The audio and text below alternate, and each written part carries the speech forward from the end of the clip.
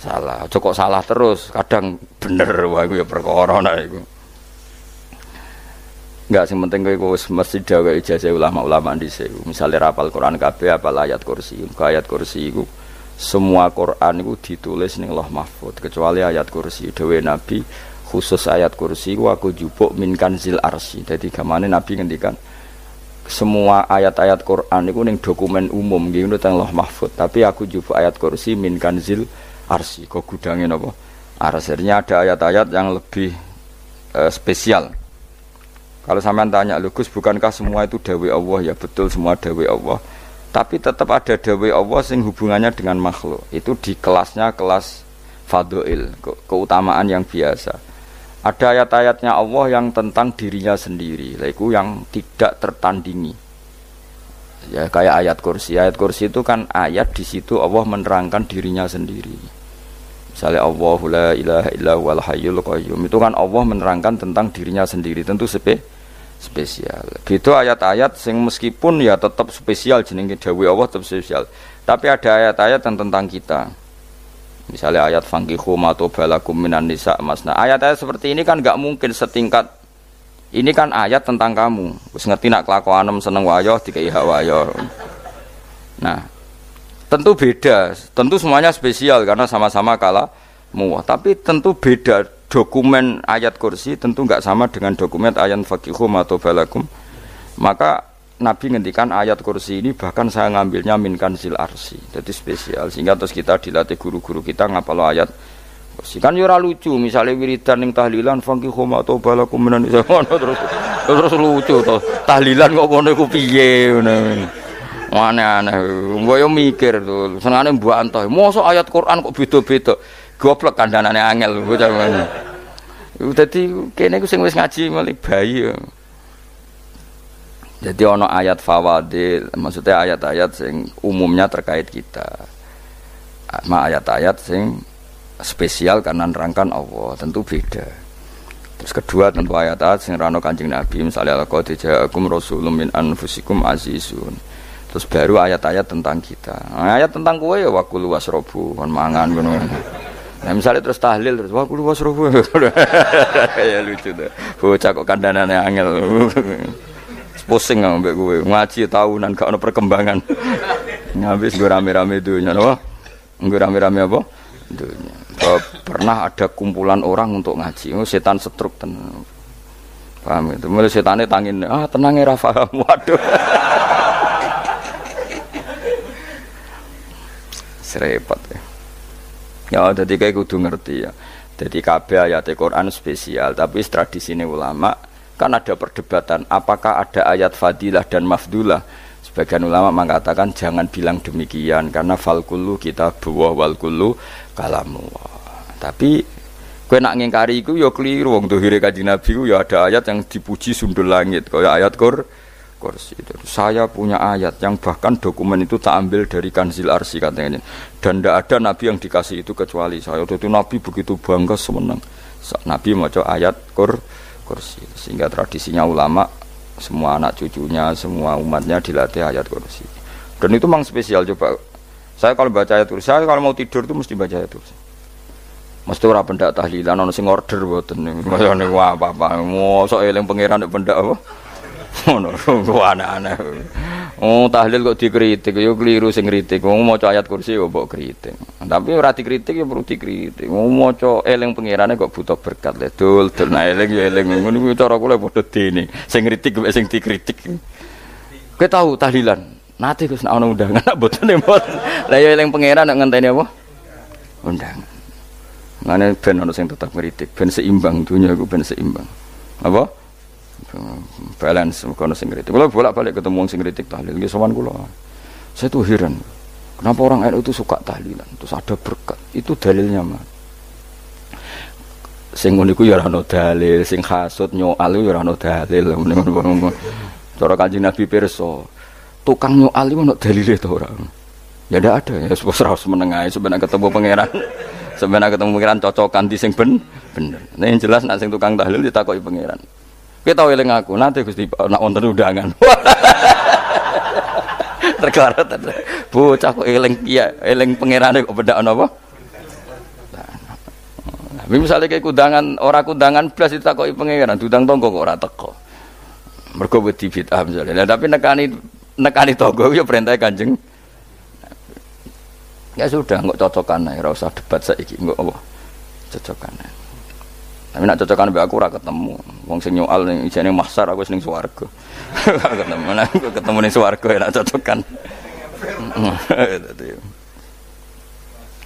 Jadi kowe kudu mikir ya. Jadi ayat kursi itu dipilih ulama perkarane napa?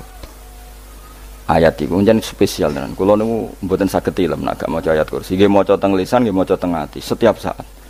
Mergo rumangsa kok pancen luar biasa. Allahu ta Allah iku Allahu la ilaha illa huwal hayyul qayyum. Al hayyu zat sing urip. Mergo sing gampang bedakno Allah mbek Nabi Isa, ambek berhala, ambek semuanya yang disembah selain Allah adalah kehidupan. Kita gampangane tau ngidolakno Isa kaya apa, tapi akhirnya kecewa nak dianggap pangeran. Mergo nyatane cara mereka pun Isa mati disalib. Utawa cara Islam Isa iku diangkat. Di itu objek. Apapun hebatnya Isa diangkat. Diposisikan di langit di. Kerene apa jenenge di itu objek. Berarti yang keren adalah subjeknya, yaitu Allah Subhanahu wa ta'ala. Terus kita ini sebagai orang itu punya ketakutan. Nak pangeran mati ku piye? Nak kowe mati kan gak punya akibat apa-apa. Srengenge tetap baik-baik saja. Sistem falak galaksi baik-baik saja. Sistem alam baik-baik saja. Wong sing mati kowe. Bayangno nak sing mati pangeran. Maka ketakutan seorang mukmin adalah apa? Punya Tuhan yang mati. Kemudian itu diobati bahwa Tuhan kamu itu Tuhan sing aman, al-hayyu sing selalu hidup. Kemudian disifati lagi al-qayyum. Apa artinya hidup kalau bergantung orang lain, bergantung makhluk lain? Itu gak keren, karena bergantung itu gak keren. Al-qayyum, yang Allah itu zat yang berdiri sendiri. Oh itu kan terus sempurna. Lu kan maca ayat kursi sempurna. Bejane Gusti kula maca ayat kursi. Kowe ora maca iku kasihate mbahmu. Bocah kok. Oh, bocah ora bakat wali. Teke wis elek. Kabeh dimaterekno. Kasihate opo nek maca ayat kursi? Kasihate mbahmu ngono. Jimat ya seneng. Purun ora seneng. Maksudnya ku, tapi mbok gedhingi teman-teman yo ora oleh pancen rezekine kadal jimat kebi. Sing iso ngatur rezekine wong sapa? Wis keben, muga disepuro pangeran. Ra disepuro ora apa-apa, kelakuan kok ngono iku piye. Wis terserah pangeran ae. Jadi Allahu la ilaha illa huwal hayyul qayyum. Kemudian setelah hidup itu bisa saja enggak peduli kita karena pas ngantuk atau pas tidur. Terus disifati la ta'khuduhu sinatu walana. Dan zat yang hidup itu tidak pernah ngantuk, tidak pernah tidur. Akhirnya kita ini nyaman punya Tuhan yang spesial yaitu hidup dan berdiri sendiri, tidak ngantuk, tidak tidur. Terus budi lahu ma fis samawati wa ma fil ardh. Ya, dan miliknya Allah semua yang ada di langit dan bumi. Keren. Kita ini butuh air, butuh apa saja, dan itu milik Allah. Coba kalau milik manusia, nggak nak loro neng rumah sakit itu, oksigen larang ngono. Padahal kowe nak loro, oksigen di mana-mana gak tahu bah. Jadi kita seneng. Alam raya milik Allah kita seneng, karena alam ini milik zat yang nggak butuh alam raya, sehingga kita yang make. Allah bikin air, Allah tidak butuh minum. Allah bikin padi nggak butuh makan. Dia bikin semuanya untuk kita. Padahal itu kita tidak ikut punya. Akhirnya seneng mbek pangeran. Cek apike jenengan Gusti gawe ra melok nganggo. Sing nganggo kita-kita ini. Coba aku ora roh gawe rokok gunane apa ora roh. Ya gunane pekerjaan Gus. Menyerap tenaga. Ya wis saurip-uripmu. Sementing kowe roh gunane rokok. Paham nggih? Roh gunane rokok roh carane mandorot kanggo kowe. Dadi padha roe lah sementing. Ya apa-apa ta ya. Kulo seneng mbek guyone kiai-kiai ini. Pancen ra ono wong pinter guyon kaya kiai. Wis kulo winekani niku acara resepsi teng Kudus teng keluarga sarang keluargane Lek Lukman. Sing ngisi Habib Umar Mutahar. Seneng.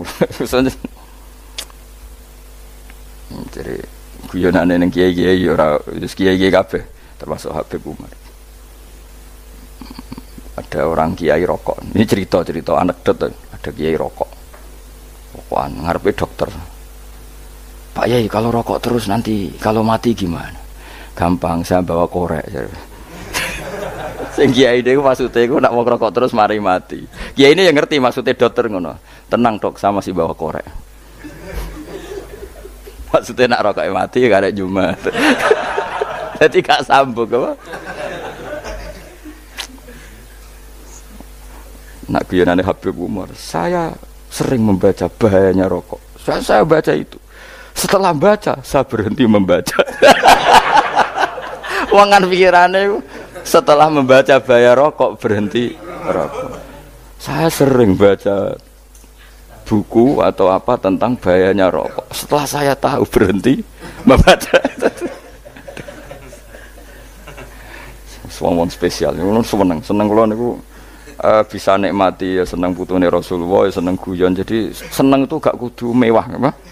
Lah kowe seneng ngenteni di Alphard malah kesel to. Wah, jadi kalau nu di grup kata lah, kiai sing seneng guyon, sing sering. Mereka kalau khawatir saya umat ini punya kenikmatan lewat jalur maksiat. Mana kalau nu seneng, no kiai seneng guyon, bukan seneng papanya. Umat ini punya kesenangan yang tidak maksiat, itu saja. Ya tentu ada kiai-kiai yang milihnya ada guyon, supaya orang enggak uraan ya bagus. Wah sementing ikhlas, syaratnya kabeh itu sementing ikhlas sudah ikhlas. Ya ora kudu spesial ikhlasmu ya ikhlas biasa lah. Kelas-kelas terilah sementing napa? Saya sering baca bahayanya orang rokok. Setelah saya tahu bahayanya, maka saya berhenti baca.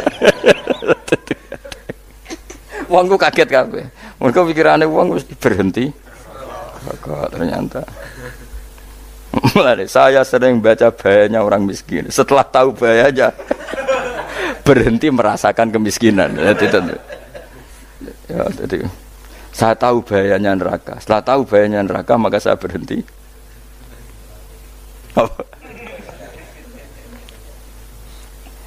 Ya, jadi terus disebutno lahu ma fis samawati wa ma fil ardi. Terus kita nyaman. Kayak apa kalau alam raya ini milik Cina, milik singkek, milik non muslim atau milik wong Islam sekalipun.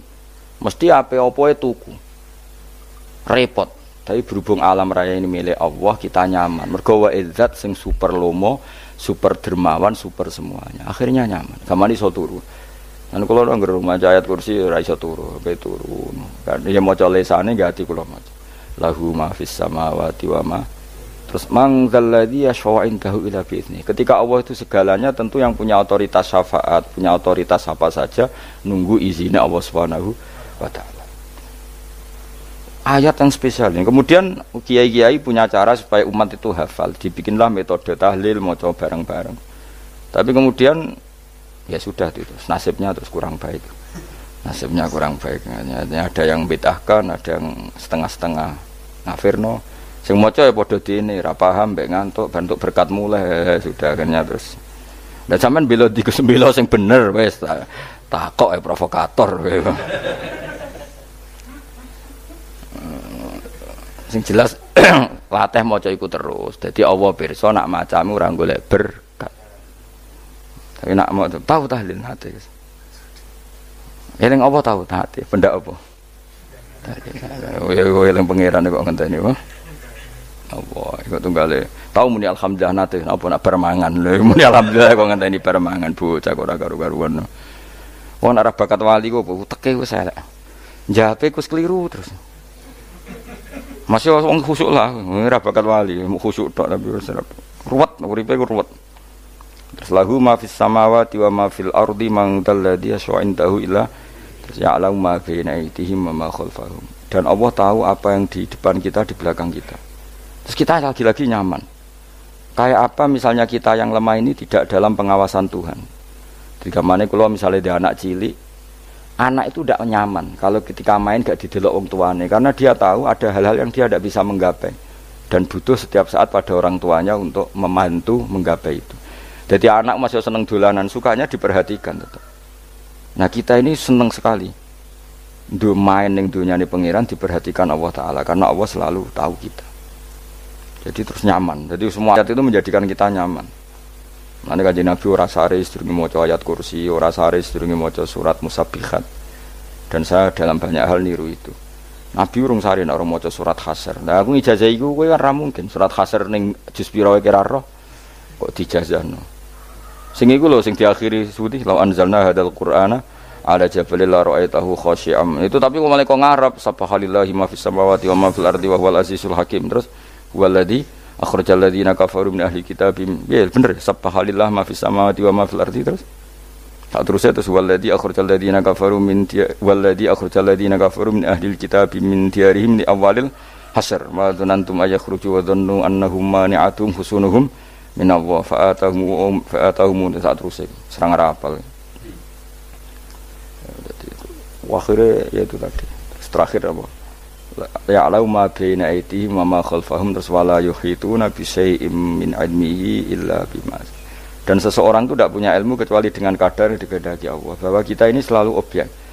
Punya ilmu ya dikasih, punya rezeki ya dikasih, punya apa saja di. Sehingga status kita makhluk, statusnya Allah Khalik, statusnya Allah itu memberi, statusnya kita hanya penerima. Itu bahkan termasuk bab ilmu. Bab ilmu itu taunya kita ya hanya diberi. Illa bima syadras wasya kursiyus samawati wal ardo, dan kursinya Allah itu meliputi langit bumi. Sehingga kita tahu, wah keren. Terus wala yaudu hifdzuma, dan ketika alam raya sebesar ini Allah tidak pernah capek mengurusnya.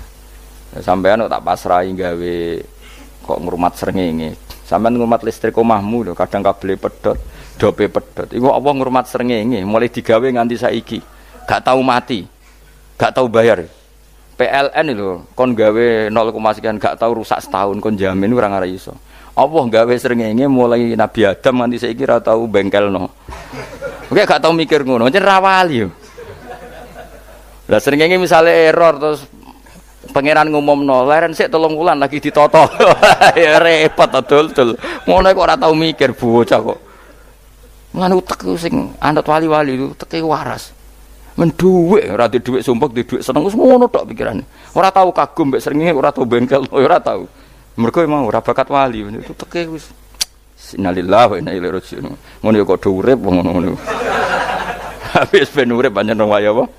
Mati rame-rame apa? Donya nak ana kowe ya sepi tenan. Gak ana wong gawa nasai ulfat ngalor gitu. Ngaji sepeda dibayar paham yang mulai ra paham mulai kok takok ibu bojone bar apa kaji mau Gus Pak nerangno apa delok rekamane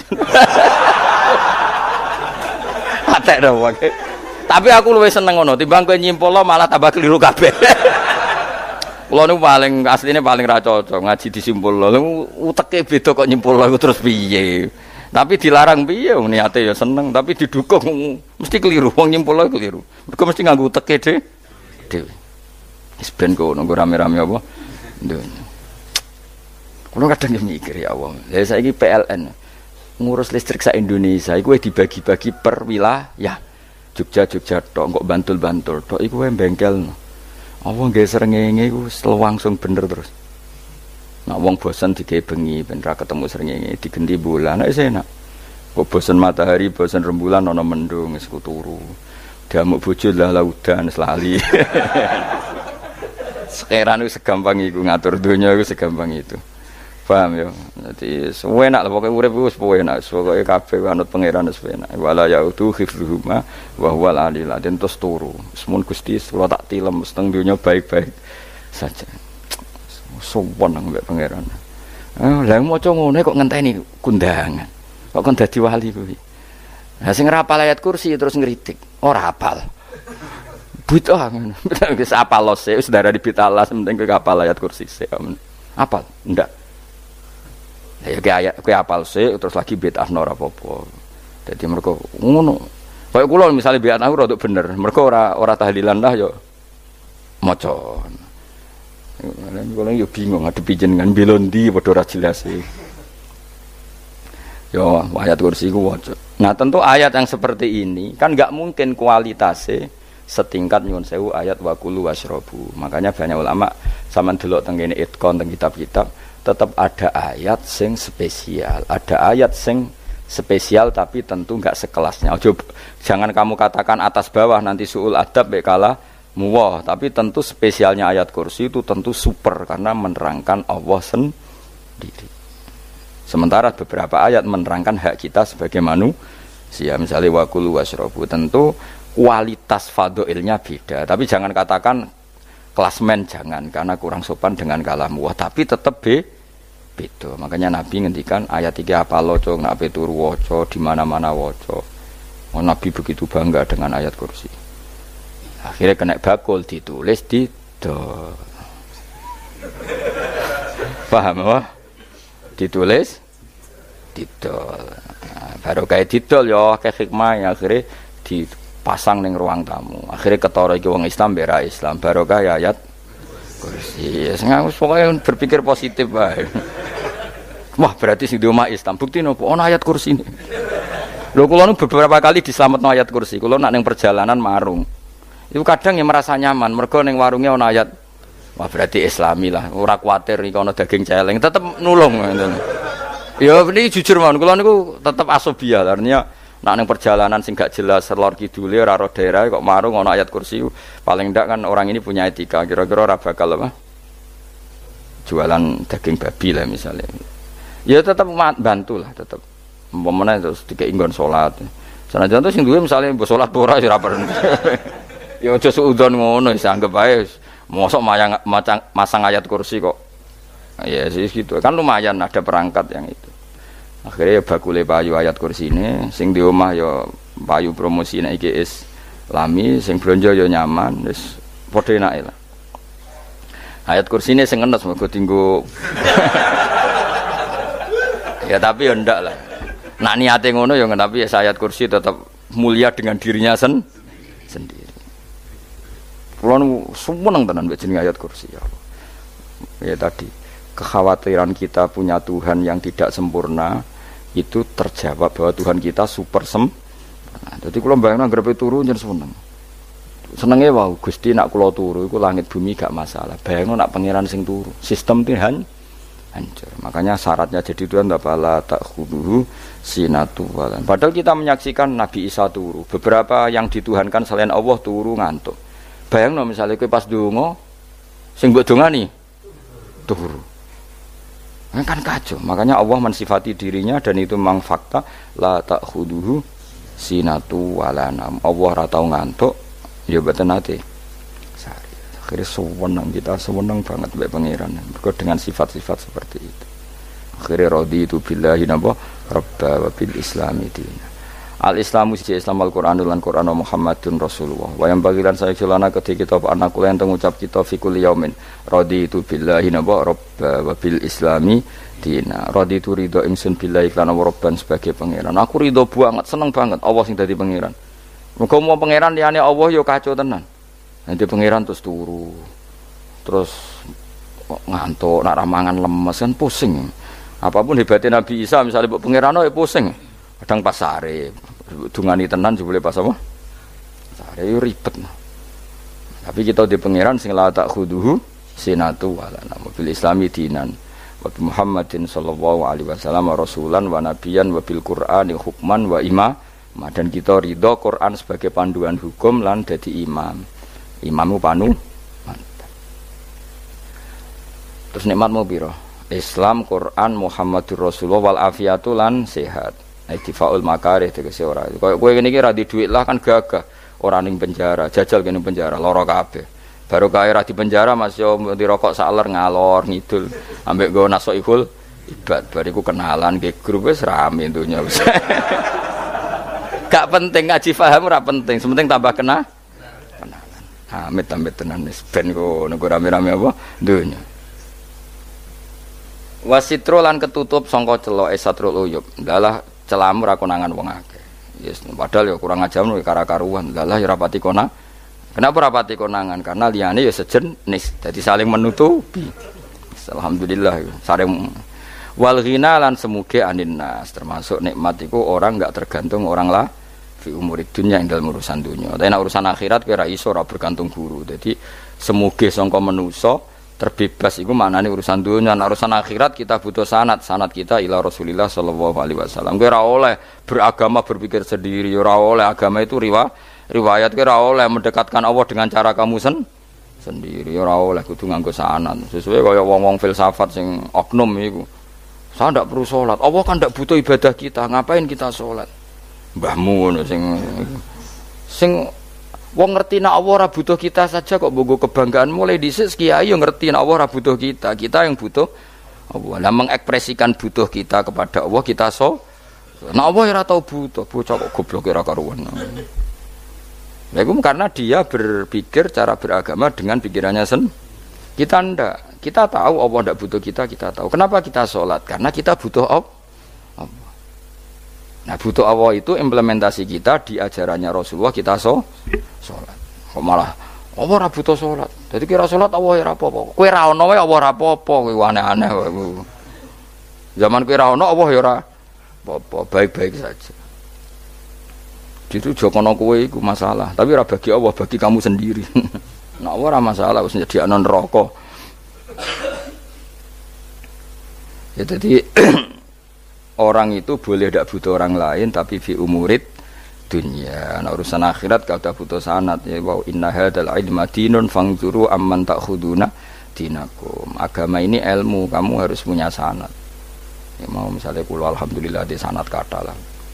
Keluarga saya terutama yang Mbah Mun terus ya sedaya lain dari keluarga saya, keluarga guru kita, gurunya guru kita sampai carane bernafas kita wae eling Allah mau fi kulli nafasin apa ada dauni amillahi wa ifdal fi kulli nafsin wa nafatin wiswa kita semua nafas kita. Imam Syafi'i kula anak kula cek cilik lah tak kon ngapal lebet iki. Karena apa ya? Jangan kira Imam Syafi'i terus koyo kowe mau belajar fikih mboten. Imam Syafi'i nek ape turu niku kula apal beberapa syairnya Imam Syafi'i. Makanya saya tambah seneng ambek jeneng Imam Syafi'i. Jadi beliau nek ape sare napa qalbi bi rahmatika wa humma dzu'unusi fis sirri wal i'lani wal fis sirri wal jahri wal i'lani wal ghalasi terus-terusan niku wa ma taqallabtu min naumi wa fi sinati illa wa dzikruka bainan nafsi wan nafasi. Dadi wa ma taqallabtu lan ora molak-malik ingsun. Cara wong Jawa iku apa? Wong turu ra iso-iso apa jenenge? Glibakan. Imam Syafi'i mosok barani glibakan kok kowe. Serepet. Santri ya. Napa manane? Sing rada Islami dul. Apa? Resah Imam Syafi'i ora tau mikir utang iku aneh-aneh. Dadi wa mata qallabtu lan ora tau molak-malik ingsun. Maksude cara umum lho, cara bahasa kasare glibakan. Fi naumi ing dalem turu ingsun wa fi sinati lan ing dalem ngantuk ingsun. Illa wa dzikruka kecuali eling teng jenenganku benan nafsi antarane jiwaku wan nafasi lan nafasku. Wa ma taqallabtu fi naumi wa fi sinati illa wa dzikruka bainan nafsi wan nafasi. Jadi ulama di situ itu beliau tidak bikin syair, tidak bikin nadzuman, spontan tuh muji Allah. Nah, saiki ora sing madzhab Syafi'i kaya kowe wape turu ra iso glebakan. Mari urung mangan. Akhirnya mau mangan sih, barang mangan warek rokokan lega terus ngorok turu ya Allah karim ngono ya urip ya Allah. Dadi misale ra iso turu pikiran pertama mari kurang mangan. Mangan warek rokokan saler terus apa? Turu ngorok. Wah karim setan min hawalika kanan kiri setan Pak. Padahal ulama dhisik ape turu wudu se maca tasbih se bariku angen-angen pangeran Rabbana ma khalaqta hadza Fatilah terus bismika Allahumma ahya bismika amun terus bismika wada'tu jambi wa bismika arfa'u Allahumma rabbas samawati sab'i wa rabbal arsyil azim rabbuna wa rabbu kulli syai' falikal habbi wa nawa iku donga turu ora ngarapal donga iku yakin wis kowe muni wah Gus Bak ngenyek wong tak tes malah keisen ya dongane turu iku sing terkenal lho donga turu mek donga ngaji padha Allahumma bismika Allahumma ya bismika mereka ana kiai kota Bu tahu doa ngaji enggak tahu Pak Ustaz dongane bismika Allahumma ya bismika lho Pak Ustaz itu doa tidur karena kalau ngaji Lah jare ora kiai. Donga turu mbek ngaji ku padha. Aku dhisik yo eskal. Maksude ku piye kok donga turu mbek ngaji padha. Jebule nak ngaji turu. Ana kena ngaji dongane apa bismika Allahumma ya bismika terus ngaji. Faslon wis tok ndi-ndi. Serepet. Wis rame-rame. Jute yo urip apa? Wal afiatul lan afiat ittifaul makare tegese ketolak sangka barang sing ora seneng. Supaya kula suwun nggih supaya jenengan sing seneng pangeran iki sai-sai-samu. Supaya piye-piye sifat dasar wong mukmin ya walladzina amanu asyaddu hubban lillah. Misale ora iso asyaddu ya sementing hubban. Ya tentu asyaddu itu wong mukmin banget senenge ning pangeran. Kena makome rong iso asyaddu ya sementing ana senenge. Ya ana apa? Ana senenge wis dengan kadar yang klasem lah sampai iso seneng. Lah ana makome para wali ya asyaddu apa? Banget seneng. Mau apa turu nak orang mau ayat kursi gak lega paham. Cukup mau ayat kursi bedak tahli. Mulane aku seneng ono sing ngritik aku seneng. Ben rame itunya, ben seru. Sing ngritik ya muga-muga apal tahlil. Jadi ngritik iku fair, ora apa-apa apal terus ngritik. Mun tahlil sing musolli Abdullah sholati ala sate meneng kabeh wis. Iku men ada sing ngritik sing melok ora apal. Pokoke ujug-ujug muni ho filun. Susah es. Biar deh kau masoli, Abdullah sholati ala sati makhlukatika. Nuri Huda saya mas. Nuri Huda terus. Oh, aku sengguri semua orang gofil. Aduh, sing ramai ini dok. Makiai apal, profesi ini apal. Karena yang desa modelnya permanen, bagian tahlil yo, tahlil terus, bagian dungo yo. Jadi sehingga kiai donga kok digeser dadi mimpin tahlil yo gagap. Lho akeh lho kiai ngalim kon mikir tahlil yo mikir mergo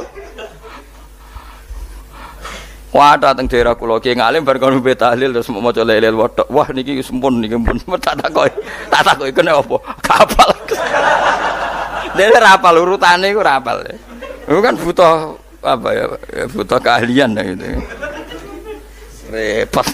Kok gini sing tahlil loro. Kapok ngene. Nah kula tetep apal tapi singkat ae. Iku ngono sing luwih ahli to. Sing guri wis sing guri kacau meneh. Tahlil dening kiai iki sing guri sampe wah suwi iku. Mergo terkenal mbah iku nak tahlil. Suwi. Aduh. Masyarakat repot bareng diumumno BMC tahlil dipimpin kiai niki. Sing guri jabe wah suwi. Aduh. Lah donga dene Gus Pak dos wah cepet mesti Gus Pak. Aku mergo ngono donga suwi ra mesti mandi ya sadok cepet ae timbang donga gureng. Sing guri mesti gremeng ana wong gak terkenal dongane suwi mesti dicing wis sing guri. Waduh apa? Sawe. Mergo pikirane wong-wong wis nang berkat dibagi mulai. Mulane sing kritik ku keben ben balance ben seimbang. Cuma kalau suwon sing kritik ya kudu ngergani lah piye-piye iku umat dilatih kenal pangerane liwat kalimat thayyibah karena itu cara.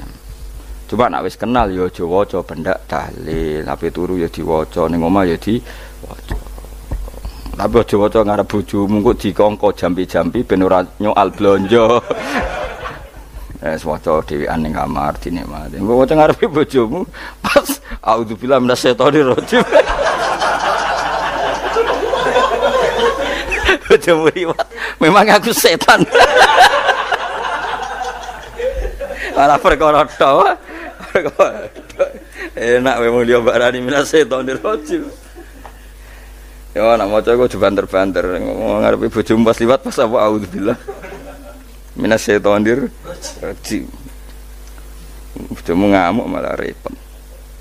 Anas sange Anas anan Nabi sallallahu alaihi wasallam kala dawuh sapa Nabi dawuh yaqulu dawuh sapa rabbukum pangeran sira kabeh fil hadis qudsi dalam hadis qudsi dawuh ya ibnu adam ya anak adam tafarrugh tenanono sira li ibadah tafarrugh fokus faragh fokus tafarrugh fokus sira tapi mosok ki iku maknane fokus napa iku maknane apa tenanono sira li ibadati krana ibadah ingsun amlak mongko ngebayi ingsun kalbaka ing ati sira hinan ing semuge kowe atimu kebaki eling aku mesti atimu ku sugih wamla wa amla lan ngebai ingsun ya deka ing ngarepmu rizkon apane rezekine utawa rizkon ing rezeki.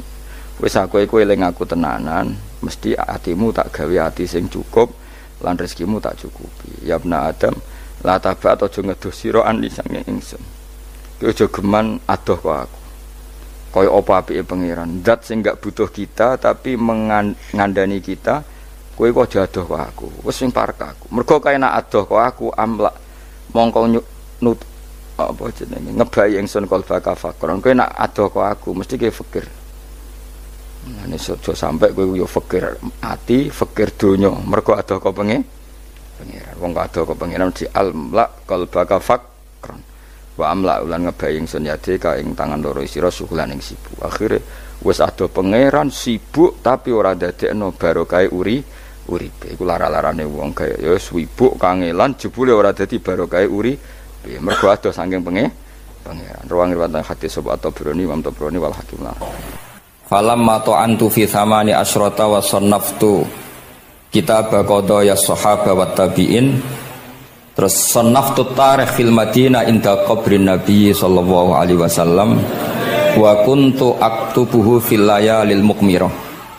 Terus beliau saking kepingine tabarruk mbek Rasulillah niku setiap ngarang niku momentumnya nyari supaya dekat Rasulullah sallallahu alaihi wasallam. Terus ketika harus ngerasani orang, jadi kadang ngerasani wong ya penting. Karena ilmu itu harus dikontrol, nggak boleh semua orang bilang qala Rasulullah sallallahu alaihi wasallam, bisa hoax, bisa mencatut, bisa menjual. Nak muni kultu kan gak mandi, menurut saya kan gak mandi. Jadi kalau menurut Rasulullah sallallahu alaihi wasallam kan mandi. Jadi potensi pencatut itu banyak. Sehingga dibutuhkan koreksi dalam ilmu hadis disebut al-jarhu wa ta'dil, disebut al-jarhu wa ta'dil. Harus ada kualifikasi rawi. Nah, kualifikasi rawi itu dilihat dari siapa? Beliau harus mengkonfirmasi mbek tanggane, mbek kancane. Kadang ning jaba ketok sabar, ketok ramah, jebule nek nang omah kerenge ra karuan. Nah, itu harus dikonfirmasi. Akhirnya singkat cerita Imam Bukhari itu dalam banyak hal kadang ngrasani tiyang. Akhirnya diprotes. Jenengan niku kiai kok tukang ngrasani wong, kira-kira gitulah cara basa Jawa niku. Wong kiai kok ngrasani orang. Terus beliau ngendikan innama rawaina dzalika riwayatan walam naqulhu min indi anfusina. Semua itu terkonfirmasi karena tonggo-tonggone, konco-koncone bilang seperti itu. Tapi tidak pendapat saya. Jadi gamane misalnya kula di konco Zaid jare kanca-kancane nak utang ora tau nyaur gitu. Maka ini sudah saya diskualifikasi. Takdis, tidak boleh jadi rawi hadis. Wong nak utang ora nyaur gitu. Tapi ora maksudnya ora nyaur mampu. Nak ora mampu alhamdulillah dadi ra wajib. Mulane sampean nak kepengin diutang ora wajib bayar, ndonga kere sak kere-kerene. Lho niki ijazah niku. Niku dijamin langsung mboten napa? Wajib. Monggo nak kepengin jajal. Kobil tuh. Wah sembrono tenan iki. Monggo nak sing kepengin diutang mboten wajib napa? Nyaur niku kedah kere sak kere-kerene. Nganti mboten wajib napa? Nyaur. Mengke nggih mboten wajib haji, mboten wajib zakat. Statusnya langsung mustahik. Nggih monggo nak kepengin jajal. Nak kepengin jajal. Nggih kula terusaken nggih. Terus orang dulu itu biasa ngerasani tiang tidak cocok, tapi kalau ketemu itu ya hormat. Karena ngerasani ini bentuk loyalitas sama ahadits Rasulillah supaya tidak diriwayatkan dari orang-orang yang tidak adil. Inna hadzal ilma dinun fanzuru amman ta'khuduna dinakum. Tapi dia secara pribadi nggak ada masalah karena setiap orang selain Nabi tentu punya salah, nggak masalah. Kita hormat orang yang punya utang nggak bisa nyaur nggak masalah. Tapi ya aja dadi rawi hadis untuk tukang bodoni. Nanti kalau ini qala Rasulullah sing utangi ku utange ra nyaur kok qala Rasulullah. Sing camah iku Kanjeng Nabi. Ya orang dulu itu bisa melakukan seperti itu bisa. Makanya ya ini agak unik. Ya jadi ini cerita-cerita sing dialami napa Imam sinten Bukhari. Saya atau orang kaya atau sing donatur. Iku duka. Beliau ngendikan la yasauni an akhussa bis sama'i qauman duna qaumin. Saya tidak bisa. Ini semuanya umatnya Nabi, kemudian saya hanya ngajar 1-2 orang hanya karena dia anak pejabat atau orang tertentu, tidak bisa. Kalau kamu mau ngaji, ikut ngaji umum. Terus jenengan itu nih misalnya so salam templek teng kula 1 juta, gelem ra gelem ya ngaji umum. Gak salam templek ya Allah, gak ngaji ya Allah. Sementing ojo terus pepeh bayar, ngajine khusus Gus. Ojo ono wong liya. Ben sing pinter kula tok umat Nabi liyane giyoblok kabeh. Mboten purun, Imam Bukhari ngoten mboten purun. Terus la yasauni niki kula waca iki. Padahal niki anake raja. Anna Khalid bin Ahmad Khalifah Ibnu Thahir sa'alahu ayaqdura manzilahu fa yaqra at-tarikh ala auladi famtana min dzalik wa qala la yasauni an akhussa bis sama qauman duna qaumin. Jadi intine niku Imam Bukhari akhirnya boten apa? Kersa. Lalu niki cerita keramat-keramatipun Imam Bukhari. Imam Bukhari niku selain kualifikasi hadis sesuai al-jarh wa ta'dil, niku setiap hadis niku disolati. Beliau adus salat 2 rakaat, memanfaatkan perangkat rohani. Jadi beliau kualifikatif ya, al-jarh wa ta'dil ini rawi layak. Misalnya ada orang soleh khusyuk nang masjid terus. Biasanya problem wong soleh ora tau ngaji nggih mboten purun. Iki soleh tok paling nang masjid pelarian. Niku kan kathah tiyang wiridan ning masjid takok kok betah ning masjid. Nek ning omah ono sing ngamuk ning kene mboten. Malah pengurus-pengurus takmir masjid ya ali. Nek cerita kula niku sakniku kuwathah Gus, tiyang teng masjid itu suwi-suwi. Dadi mlayu ning masjid iku perkarane kudu ngising, ning omahe WC-ne elek ning masjid apik. Lho nu bar dhuwur turu, ditakoki takmir kok turu ning kene ning omah ana kipas angin ning kene ana kipas angin. Niki mboten suudzon, suul yakin kathah sing ngoten niku. Dadi ini mun sak dhuwure suudzon. Wong kula Imam Bukhari wae salah ra Allah. Engko njuk sepuro pengenan. Tapi itu cerita. Makanya Imam Bukhari ngendikan ana wong adil tapi ora tak jaluki riwayat. Mergo tidak diketahui dia yujalisu ahlal ilm, sama dengan madzhabnya Imam Malik. Karena ilmu itu butuh dikonfrontasi, butuh misalnya Nabi ngendikan ini kok dohire tanafi mbek niki, dahure kok ta'arud. Itu kalau ahlul ilmi ngerti duduk perkaranya. Karena itu ilmu itu. Begitu juga Imam Malik seperti itu. Nah, singkat cerita Imam Bukhari itu pede meriwayatkan hadis setelah banyak orang mimpi Rasulullah itu liwat ditututi Imam Bukhari. Iku fawwah ma akhta aqdamahu qadamai Rasulillah sallallahu alaihi wasallam. Terus delamaan yang pernah diinjek Rasulullah niku mautia aqdami Rasulillah sing nate diinjek qadami napa Rasulillah. Itu Imam Bukhari persis di situ. Akhirnya ulama tahu itu maknanya betapa persisnya beliau ketika meriwayatkan hadisnya Rasulullah sallallahu alaihi wasallam. Ada lagi orang mimpi niki teng kitab Fathul Bari. Imam Bukhari itu betul khirbah itu semacam peso kecil. Yadzubu anhu itu kalau ada orang melukai Nabi, dia yang bela-belain supaya orang itu tidak bisa melukai Nabi. Dan itu ditakwil oleh ulama bahwa beliau yang nanti akan mensortir al-ahadis al-maudu'ah, dibuang semua, nggak boleh dinisbatkan kepada Rasulullah sallallahu alaihi wasallam. Jadi kemana itu jasa-jasanya pun Imam Bukhari. Terus ketika beliau mau kapundhut, niki ben mboten kesuwen niki Gus Sapang pun badhe nyanyi Gus. Apa nasid? Nasid itu terjemahannya nyanyi ku anak-anak. Nah kanggo jenengan terjemahannya nyanyi. Nah ya amang mboten terjemahannya tetap nasid. Sholawatan ya. Nah Gus Sapang nyanyi ben tawadhu sederhana bahasane ora usah sok suci biasa wae. Dadi nak Muhammad bin Yahya ya amang ini qasidah terjemahannya sholawat. Gus Sapang wis nyanyi kan gampang. Ngaji lagu. Insyaallah barokah tawadhu niku apik lah. Terus Imam Bukhari ketika mau kapundhut itu tertib sekali. Saya banyak membuktikan baik secara bacaan maupun nyata. Orang-orang soleh itu kalau mau kapundhut itu tertib. Mulane sampai nak kapundhut aja selonang-selonong. Nak mati ku sing tertib. Sing rapi lah, tertata. Kalau cerita sedikit, bapak kula niku selawase niku tiap tahun nilai kula teng Jogja. Ibu mboten pernah memamitkan saya sama ketua tempat kerja kula.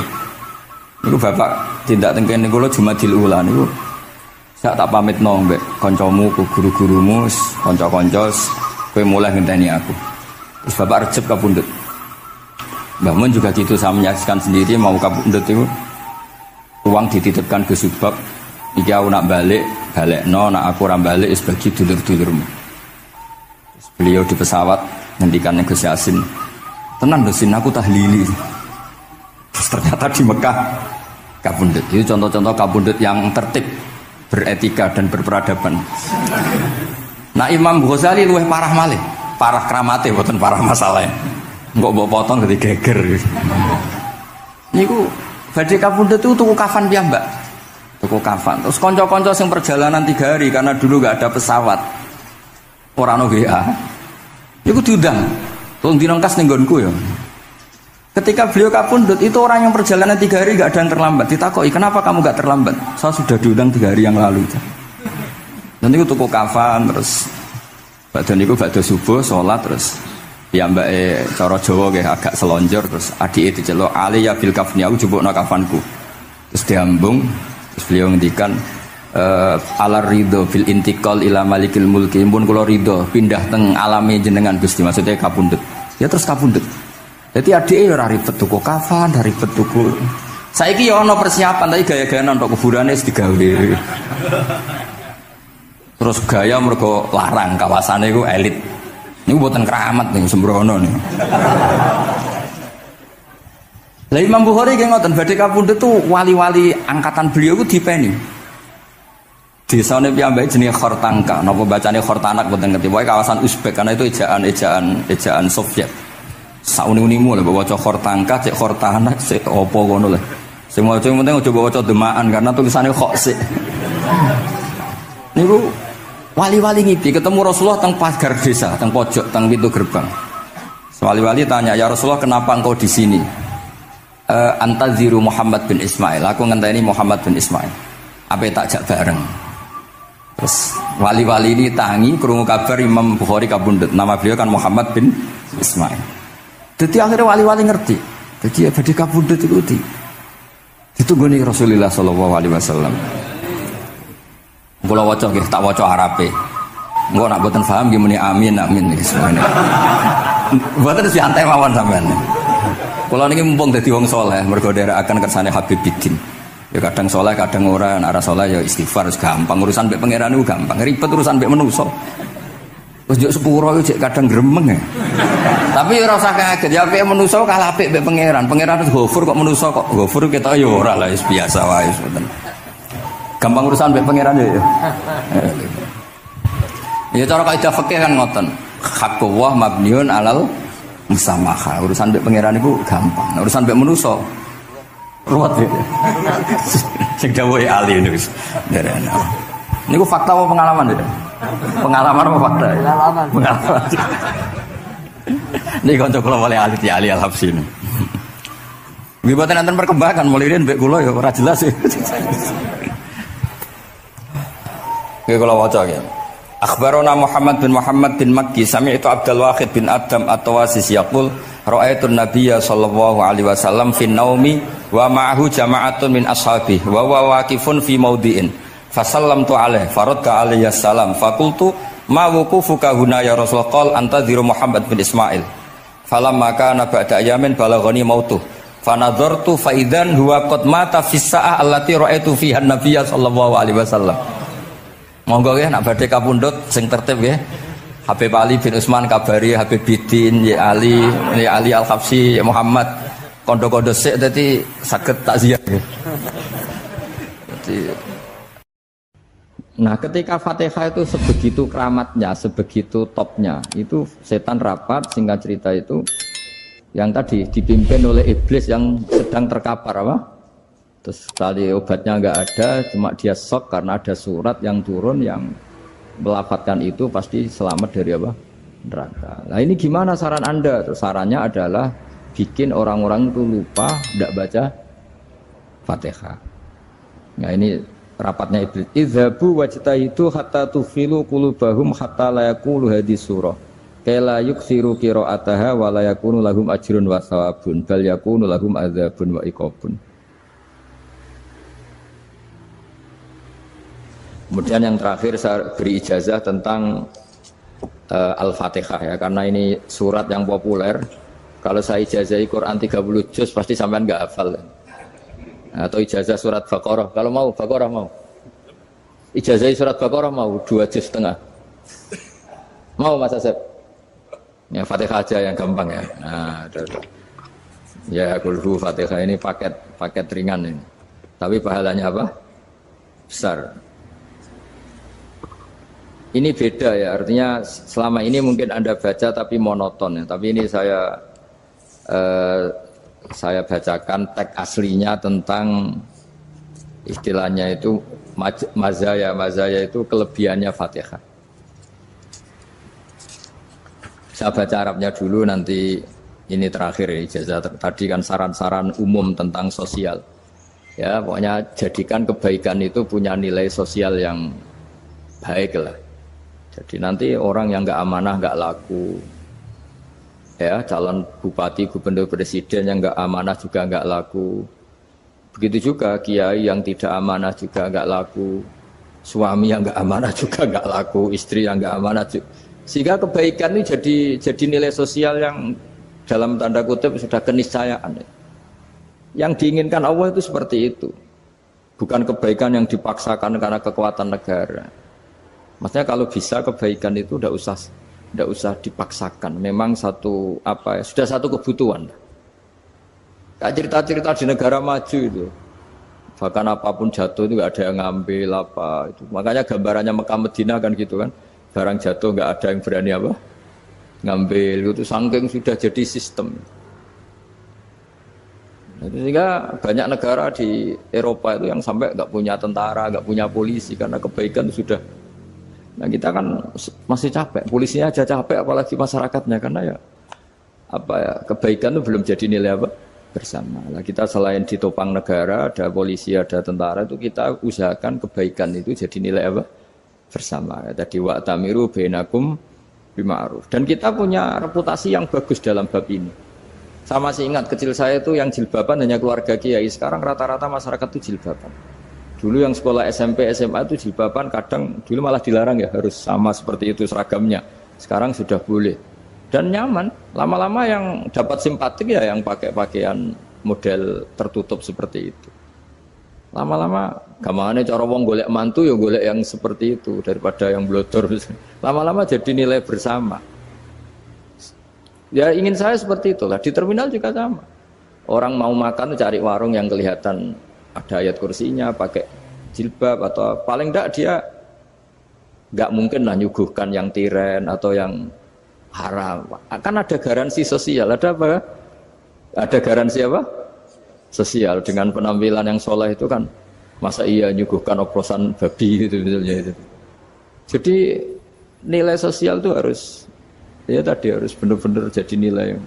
Sehingga negara biar enggak capek-capek. Polisi juga gak capek kan, karena tugasnya corong Jawa mau ngawat-ngawati tok, tapi sudah tidak perlu tegang karena kebaikan sudah jadi nilai apa bersama. Ya, ingat-ingat ya ayatnya tadi, wa'tamiru bainakum bima'ruf. Jadi kebaikan itu harus jadi nilai bersama. Iktimar itu menjadi urusan bersama. Makanya kalau kita rapat besar disebut apa? Muktamar. Muktamar itu urusan bersama. Ya tadi, imamnya sholat juga menopang Gojek karena nggak lama-lama nopang Grab, nopang Kernet, nopang penjaga Indomaret, penjaga bensin, pom bensin. Nah dia hanya punya waktu 5 menit terus imamnya baca Baqarah kan. Iya imamnya mursyid, mungkin dia tambah lama tambah dapat aplaus dari muhibbinnya, tapi makmumnya dia tambah lama tambah dapat penghormatan dari pecintanya, tapi kitanya wah khusyuk wali kan, dia dapat status naik lah. Kita yang sudah tidak ikut jadi wali diganggu apa pekerjaannya. Kalau ada imam seperti itu sampai mufarokoh saja, niat ya Allah sampai sini saja saya makmum orang itu, silakan orang itu punya urusan sendiri dengan jenengan ya sudah, atau salib saja apa. Nah, itu boleh kalau dalam fikih namanya apa mufarokoh. Mufarokoh itu niat, tapi kamu jangan langsung selonong mufarokoh, niat dulu pamit sama Allah bahwa sekarang mau mufarokoh. Ya, tapi ya jadi sholat yang aneh kan, imamnya masih rukuk, kamu terus sujud, terus apa-apa selesai ya. Mungkin dalam pandangan itu orang lain ini maksudnya makmum gimana ini kok begini. Tapi sudahlah Allah Maha tahu.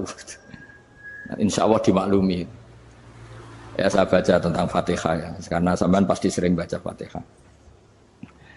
Supaya apa? Sekaligus jadi jimat lah gitu. Jadi kalau kamu sering di jalan-jalan yang mungkin sepi atau mungkin kan tidak semua teman Grab itu nasibnya bagus yang di Semarang Jogja. Mungkin yang di Kalimantan di Papua kan ada yang 10 kilo gak ketemu rumah, ya kan? Ya lihat di TV-TV itu kan kasihan kan. Sudah 10 kilo gak ketemu rumah. Penumpangnya kuwekar preman tuh kan, ini makan orang enggak kan gitu. Kan ujiannya dua. Kalau penumpangnya cantik itu ya kecoba syahwat, kalau preman takut. Jadi orang itu selalu ujian itu. Sing sedengan itu kan jarang orang itu. Jadi kalau penumpangnya perempuan cantik ujiannya itu syahwat, kalau preman ujiannya ketakutan. Kalau orang yang lemah bawa uang ujiannya kamu ingin garong. Jadi hidup itu memang semuanya ujian. Liyabluwakum ayyukum ahsanu amala. Makanya saya sering ditanya oleh teman-teman, Gus, nah ujiannya kenal wong wedok elek piye sama, kenal wong ayu ujiannya syahwat, kenal wong elek ujiannya ngenyek, itu sama-sama dosa. Syahwat ya dosa, ngenyek juga dosa. Wah elek keriting untune metu ya dosa ngomong gitu. Kadang-kadang orang berpikir enak kancanan wong elek gak dosa. Kata siapa kancanan wong elek itu ya dosa, karena bawaannya ngenyek. Ngenyek itu menyepelekan itu. Makanya saya itu ya nggak mau berteman sampean. Nanti kan bawaannya ngenyek atau seneng ya tidak tahu. Ya sudah ada takdir saja kalau ketemu ya tak ulang ngaji gitu. Tapi ini ngaji terakhir, setelah ini ngaji biasa aja, tidak usah resmi gini. Ngaji kok resmi aneh. Pokoknya nanti suatu saat kalau pandemi sudah berlalu saya akan ngaji Rebone, lalu ini ngaji. Ini ngaji yang kurang bagus karena ngatur kiai kurang berkah ini. Nanti tapi ya lumayan lah masih mau ngaji. Ngaji kok tanggal ini jam ini. Sekarang suatu saat kamu tak panggil, Mas Wahyu datang ke sini jam ini, tidak mesti bisa. Mungkin pas ada acara apa, maaf ke sini pas ngecek, pas apa. Gitu. Jadi ya sudah, tapi tak maafkan, enggak apa-apa. Takdir, ya. Tak bacakan, supaya sampean tahu keramatnya Bismillah. Nah sebelum saya bacakan Bismillah Fatihah, tak beritahu tentang ilmu tafsirnya, karena ini penting sekali. Fatihah itu dawuhnya Allah, tentu itu dawuhnya Allah. Saya ulang lagi, itu kalamullah. Tapi yang sudah diberikan kesampaian ke kita semua. Sehingga seakan-akan itu menjadi dawuhnya kita ke Allah. Jangan salah loh ya. Fatihah itu dawuh Allah, tapi sudah diberikan ke kita. Sehingga posisi kita itu yang punya itu. Nah kenapa ini perlu dijelaskan? Karena nanti ada kalimat iyyaka na'budu wa iyyaka nasta'in. Kalau itu masih kalam Allah, berarti Allah ngomong ke kamu, ngendikan ke kamu, kepadamu aku menyembah. Masa Allah menyembah kamu? Nah, sehingga ilmu tafsir itu menyelesaikan itu dulu ya. Saya ulang lagi ya, sebelum sampean sering baca Fatihah, aku yakin ya sering baca. Tapi barokahnya ndak paham itu ndak pernah janggal. Enggak paham itu ya penting supaya ndak iskal, ndak janggal. Sebetulnya di kalimat itu ada yang janggal. Kalau Fatihah itu kalimatnya Allah atau kalam Allah, bagaimana dengan kata-kata iyyaka na'budu? Masa Allah ngendikan ke kita, kepadamu kami menyembah. Masa Allah menyembah kita? Maka penyelesaiannya secara ilmu tafsir gimana? Semua ulama mengatakan, bukan satu dua, semuanya mengatakan di Fatihah itu semuanya diberi kawalan kalimat. Saya ulang lagi ya, di Fatihah itu semuanya diberi awalan kalimat qulu, katakan wahai hambaku begini. Ya, katakan wahai hambaku begini. Nah, begini ini pelajaran dari Allah yang sudah diberikan ke kita. Terus kita mengatakan bismillahirrahmanirrahim, alhamdulillahirabbil, termasuk kita mengatakan iyyaka na'budu wa iyyaka nasta'in. Jangan bayangkan Allah ngendikan ke kita. Kalau Allah ngendikan kita berarti gini, hei Wahyu, ihdinas siratal mustaqim, tunjukkan saya jalan yang benar. Nah nanti kamu terus, ya Allah, Anda aja minta tolong saya minta tolong siapa kan? Jadi panjang kan? Ya, saya ulang lagi ya. Jadi itu di Ulumul Quran diterangkan gimana? Sebelum baca Fatihah, ya. Fatihah itu kalamullah, ngendikane Allah, tapi yang sudah diajarkan ke kita dan sudah milik kita. Sehingga kalimat itu menjadi milik kita. Tapi ya kalamullah, tetap kalamullah, tapi sudah menjadi milik kita. Sudah paham ya? Ya pinter nah. Ya, karena kalau tanpa penjelasan seperti ini, Anda akan iskal. Bagaimana Allah iskal itu janggal? Bagaimana Allah mengatakan iya karena butuh? Kan jadi aneh kan? Ya, jadi tak jelaskan secara ilmiah ya. Jadi kata ulama-ulama tafsir, ayat-ayat Quran seperti ini sebetulnya dimulai dari kulu apa? Meskipun nggak dilafatkan. Itu kan sama dengan qul huwallahu ahad Muhammad, katakan kalau Tuhan itu satu. Ya namanya Quran itu kan kalam Allah, membina nabinya, membina umatnya. Makanya dikatakan atau enggak di sini tersembunyi kata qulu, katakan. Ya, jadi ya ibarat apa itu? Kamu ngajari anak kamu lah, le panggil jenengan bapak kulo. Itu maksudnya anak itu kalimat itu kalimat kamu, tapi kamu ajarkan ke anak kamu. Terus anak kamu bilang, Pak jenengan bapak kulo. Nah, ketika kamu mengatakan jenengan bukan kamu mengatakan jenengan anakku, berarti anakmu itu bapakmu kan lucu kan? Anak kamu ajari jenengan bapak kulo, kamu engkau bapak saya. Terus anak kamu mengulang jenengan atau kamu bapak saya. Berarti itu kalimat yang kamu ajarkan, tapi sekarang sudah milik anak kamu. Kalau itu kalimat kamu kan lucu, masa anak kamu bilang bapak. Nah itu seperti itu. Jadi ulama memberi solusi atau jawaban iya karena abudu. Ya itu sebelumnya ada kata-kata kulu, katakan wahai hambaku, hubungan kamu dengan saya adalah katakan iya karena butuh, wa iya karena stain. Terus hubungan kamu dengan saya katakan juga dalam doamu ihdinas siratal mustaqim. Jelas ya, jadi itu kalam Allah yang sudah milik kita karena diajarkan Allah untuk kita. Dong ya? Ya dong, gak jelas gak. Tapi bagus, gak jelas itu bagus. Kalau kamu jelas gak jadi digrab, jadi gubernur. Min azimi fadliha kasratu asma'iha wa fadail ukhra. Ini cerita dramatisnya surat Al-Fatihah. Qala Abu Hurairah radhiyallahu anhu inna iblisa ranna khina unsitat Al-Fatihah. Jadi iblis itu begitu kesakitan. Ini kitab Abu Abul Farad karangannya Sayyid Muhammad Alawi, juga kutipan dari beberapa kitab. Yang jelas beliau sendiri juga ngutip dari beberapa riwayat di beberapa hadis. Halaman 1, 2, 3. Ketika Fatihah turun itu iblis kesakitan. Kayak orang sakit gigi lah, tersiksa sisanya karena turunnya surat apa? Al-Fatihah. Artinya kalau Anda baca Fatihah dijiwai, maka Anda melemahkan setan, melemahkan iblis.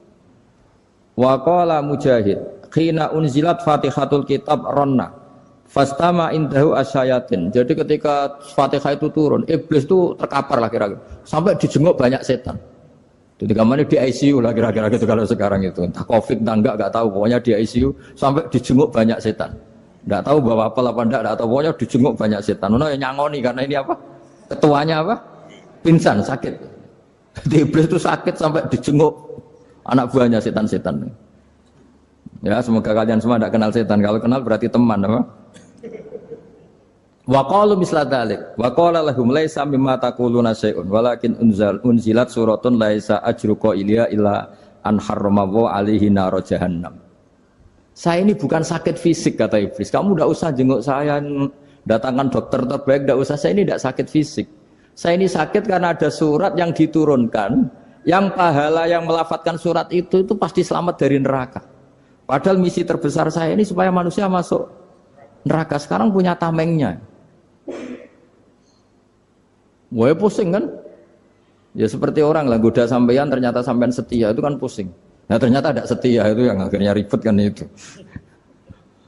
Jadi iblis itu cita-cita terbesarnya kan semua orang itu masuk neraka. Nah sekarang turun satu surat yang gara-gara surat itu siapapun yang baca dijamin selamat dari neraka. Jadi walakin unzilat suratun laisa ajru qailiha illa an harramallahu alaihi nar jahannam.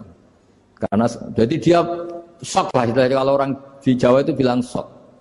Aduh sial nasib saya ini umat nggak bisa saya goda lagi karena punya tamengnya tadi punya. Qad batala kaidukum wa makrukum. Rekayasa kalian sekarang itu tidak ada gunanya semua.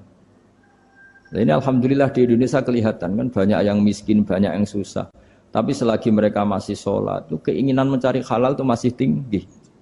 Kayak apa kita di tengah kota, jauh dari anak istri, jauh dari tetangga. Biasanya kalau orang jauh dari anak istri tetangga kan sakar PDW. Tapi yang soleh masih banyak, sudah jauh dari keluarga tetap lurus. Loh kalau yang dekat lurus kan wajar, konangan wong akeh kan. Ini sudah jauh masih lurus. Nah ini nggak lepas dari barokahnya surat apa? Surat Fatihah tadi.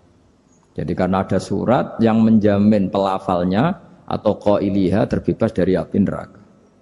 Wa qalat as-sayatinu lahu is ayyusai'in ta'muruna ya maulana.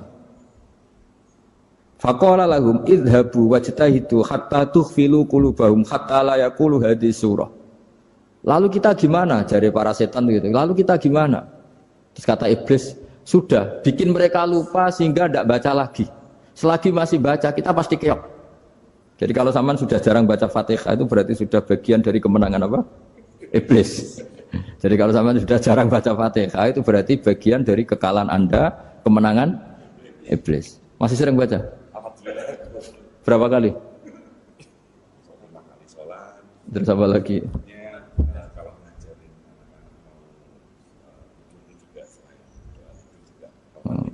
Kok 5 kali tok itu? Berarti pas sholat fardu tok itu. Enggak 5 kali itu mendingan itu 17. Kamu itu ngitungnya jangan 5 ini. 5 waktu itu berarti lumayan kan? Berapa? 17 ya? Iya. 17 ya? Ya. 17. Tapi kalau makmum tuh sering separuh kan, apalagi makmum tarawih. Ya kan? Makmum tarawih itu bacanya Fatihah ada yang sempurna enggak ya? Ya enggak lah. Baru alhamdulillahirabbil alamin ruko ikut ruko ini gitu. Makmum kan yang tarawih lah Mas. Kalau tarawih jarang sempurna ya. Fatihahnya itu. Kan imam sudah ruko. Kamu bacanya Fatihah sampai mana tuh? Baru setengah ya. Ya paling pas tarawih aja kan enggak sempurna ya. Apalagi kalau imamnya sing kilat waduh malah. Nah, ketika Fatihah itu sebegitu keramatnya, sebegitu topnya, itu setan rapat singkat cerita itu yang tadi dipimpin oleh iblis yang sedang terkapar apa? Terus tadi obatnya enggak ada, cuma dia shock karena ada surat yang turun yang melafatkan itu pasti selamat dari apa? Neraka. Nah, ini gimana saran Anda? Sarannya adalah bikin orang-orang itu lupa enggak baca Fatihah. Nah ini rapatnya iblis. Idhabu wajtahidu hatta tufilu qulubahum hatta la yaqulu hadhihi surah. Kala yuksiru qira'ataha wa la yakunu lahum ajrun wa thawabun bal yakunu lahum adzabun wa iqabun.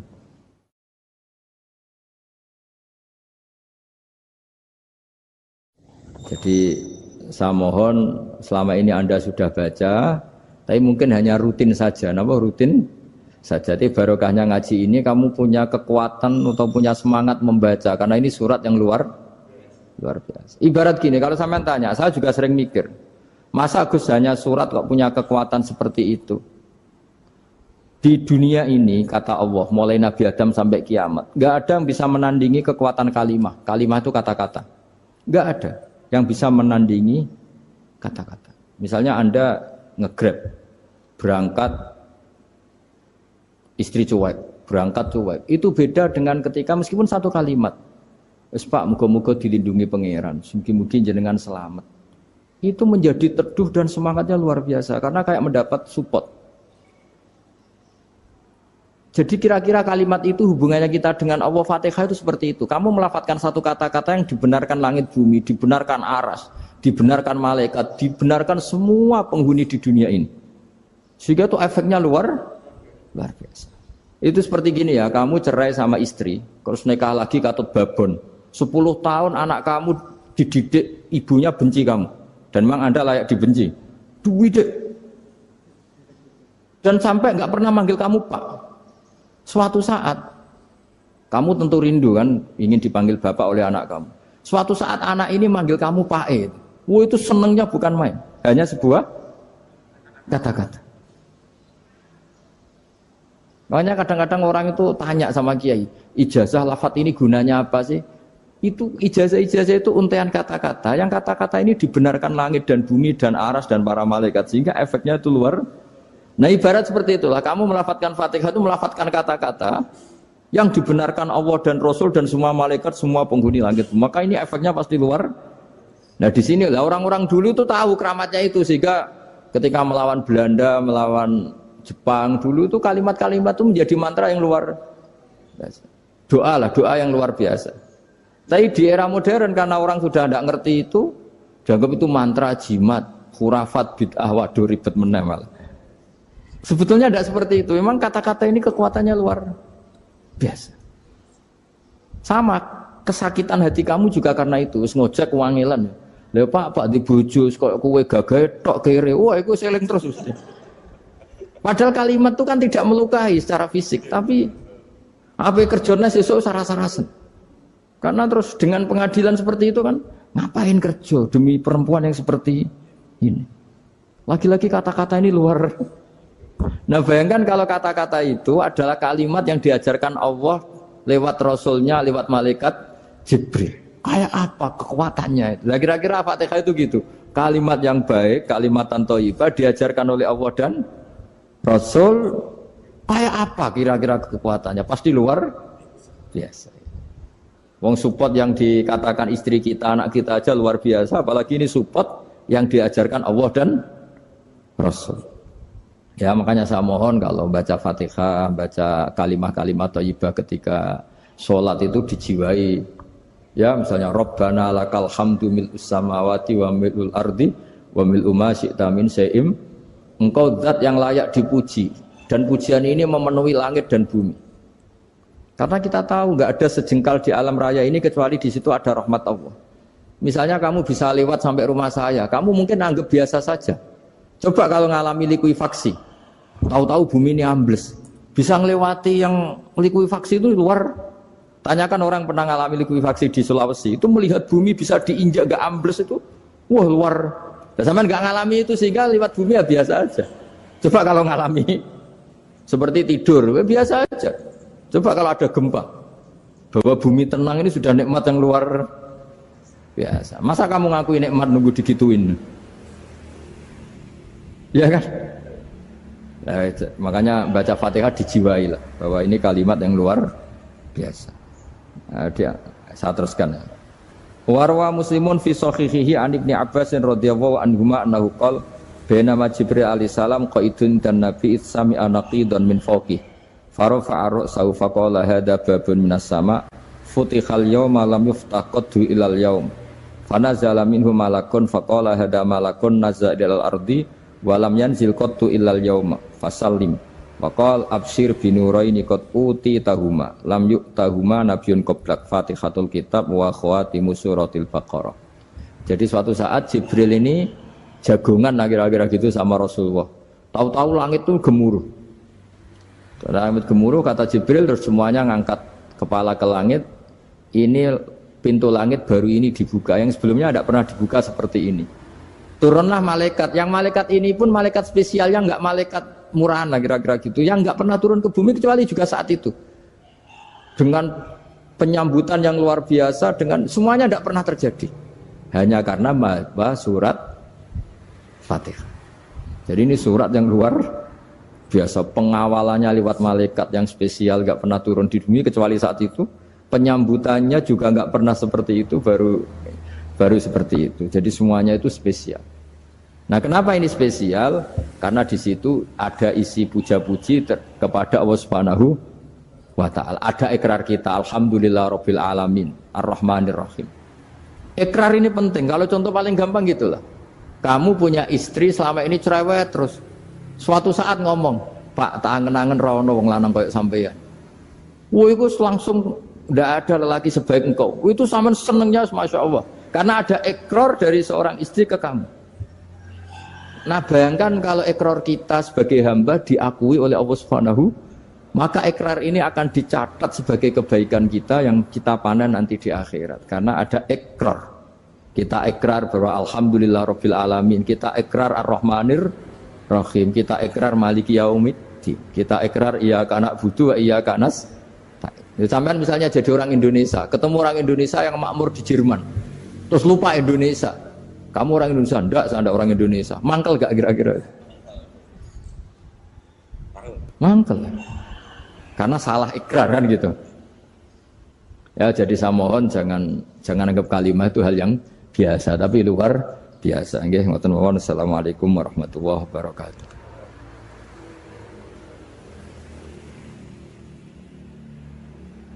Saya berkali-kali kampanye di mana-mana lah, kampanye dan menganjurkan. Di antara catatan dalam Suhufi Ibrahim wa Musa kan ada kan di Quran itu yang dinamakan lampiran-lampiran wasiatnya Nabi Ibrahim dan Nabi apa? Musa. Itu di antara catatannya begini. Orang yang punya akal itu adalah orang yang bisa menikmati sesuatu yang baik. Misalnya gini, contoh gampang gini. Kamu punya anak pertama atau punya anak yang masih kecil, itu gendong tuh senangnya bukan main, melihat anak sehat tuh senangnya bukan main. Mungkin saat itu banyak orang yang sedang maksiat dengan perempuan nakal atau dengan teman-teman nakalnya, yang nganggap seperti itu tidak nikmat. Tapi andaikan ini ditimbang ya ditimbang. Yang maksiat betulan, misalnya paling ukuran bahagianya itu 70%. Tapi yang ini, yang nimang anak baru lahir atau masih kecil, corong Jawa ngeloni anak, bisa saja bahagianya itu sampai 100%. Artinya selama ini kesalahan kita adalah nganggep maksiat itu pasti menyenangkan dan taat itu tidak menyenangkan. Makanya saya berkali-kali fatwa, untuk melawan kenikmatan maksiat, orang harus terbiasa menikmati taat, menikmati kebaikan. Jangan kira kita nimang istri nikmat, nimang anak nikmat, ketemu teman yang lama tidak ketemu juga nikmat. Artinya kita akan melewati berjam-jam untuk jagungan sama teman, sama anak, sama istri. Dan itu harus kamu nikmati supaya mengganti tidak berkebutuhan nikmat yang lewat jalur maksiat. Jadi saya mohon sarana-sarana yang menyenangkan itu, yang taat itu kita maksimalkan. Makanya bapak saya itu sering pesen, kowe nak ngaji sing guyon, sing seneng. Nganti wong maksiat itu karena cari kesenangan. Coba kalau kesenangan itu sudah didapatkan saat taat, maka tidak butuh lagi kesenangan yang berbentuk maksiat. Makanya orang-orang wali dulu kalau sudah sholat itu gak bisa berhenti karena merasa nikmat. Makanya Nabi pernah ngendikan wa qurratu aini fi sholat, nyaman saya itu kalau sedang sholat. Jadi kalau gak melanggar itu karena takut aparat, bukan karena kesadaran hukum. Tapi kalau urusan rambu-rambu itu seperti itu. Tapi kalau urusan orang tidak zina, tidak maling, tidak korupsi, itu hampir mayoritas orang Indonesia itu karena takut azab Allah atau takut dosa. Sehingga di desa terbelakang yang enggak terjangkau polisi atau di daerah-daerah yang sangat terpencil, itu perilaku leluhur, yaitu tidak nyuri, tidak zina, tidak apa, itu ya tetap jalan. Karena mereka memang dididik oleh agama. Sehingga keinginan kita terbesar adalah bahwa sesuai konsep Imam Ghazali, al-ulama wal umara tau amani. Jadi ada sinergi lah antara ulama dan umara. Dulu biasa raja-raja itu ngaji sama ulama. Tapi ulama juga biasa antri di kerajaan untuk ngurus administrasi negara. Jadi beliau-beliau ya bisa sebagai rakyat, tapi juga sekaligus sebagai guru. Karena beliau-beliau ini orang-orang yang bisa menanggalkan egonya. Lalu kenapa kerajaan dulu itu begitu kuat? Ada contoh paling populer dalam mengelola negara, yaitu Umar bin Khattab. Itu Sayyidina Umar bin Khattab. Itu bajunya, jubahnya itu ada 12 jahitan, saking jeleknya. Jadi saking jeleknya itu 12 jahitan. Ada pernah seorang kiai yang cerita, ketika Baitul Maqdis itu ditaklukkan oleh pasukan Umar, itu beliau harus naik unta dari Madinah sampai Yerusalem. Karena kerajaan yang ditaklukkan itu membayangkan Umar itu seorang presiden, seorang khalifah pasti wah. Itu ternyata pas sampai gerbang Yerusalem itu Umar itu yang nuntun unta. Karena ketika unta itu hanya satu, sama pengawalnya bilang, saya mau naik unta asal gantian. Ya 2 kilo Umar naik, 2 kilo ajudannya yang naik. Sampai Pak. Lepas mau pintu gerbang itu pas giliran Umar yang nuntun. Kata ajudannya, kali ini jenengan yang naik saja. Enggak, saya enggak mau bohong. Jadi yang disambut ya ajudannya. Karena ajudannya pakaiannya lebih bagus dan Umar pakai tadi jubah yang berjahit 12. Jadi betapa orang-orang dulu itu ketika jabat itu malah tasawuf. Karena tadi dipandu oleh agama.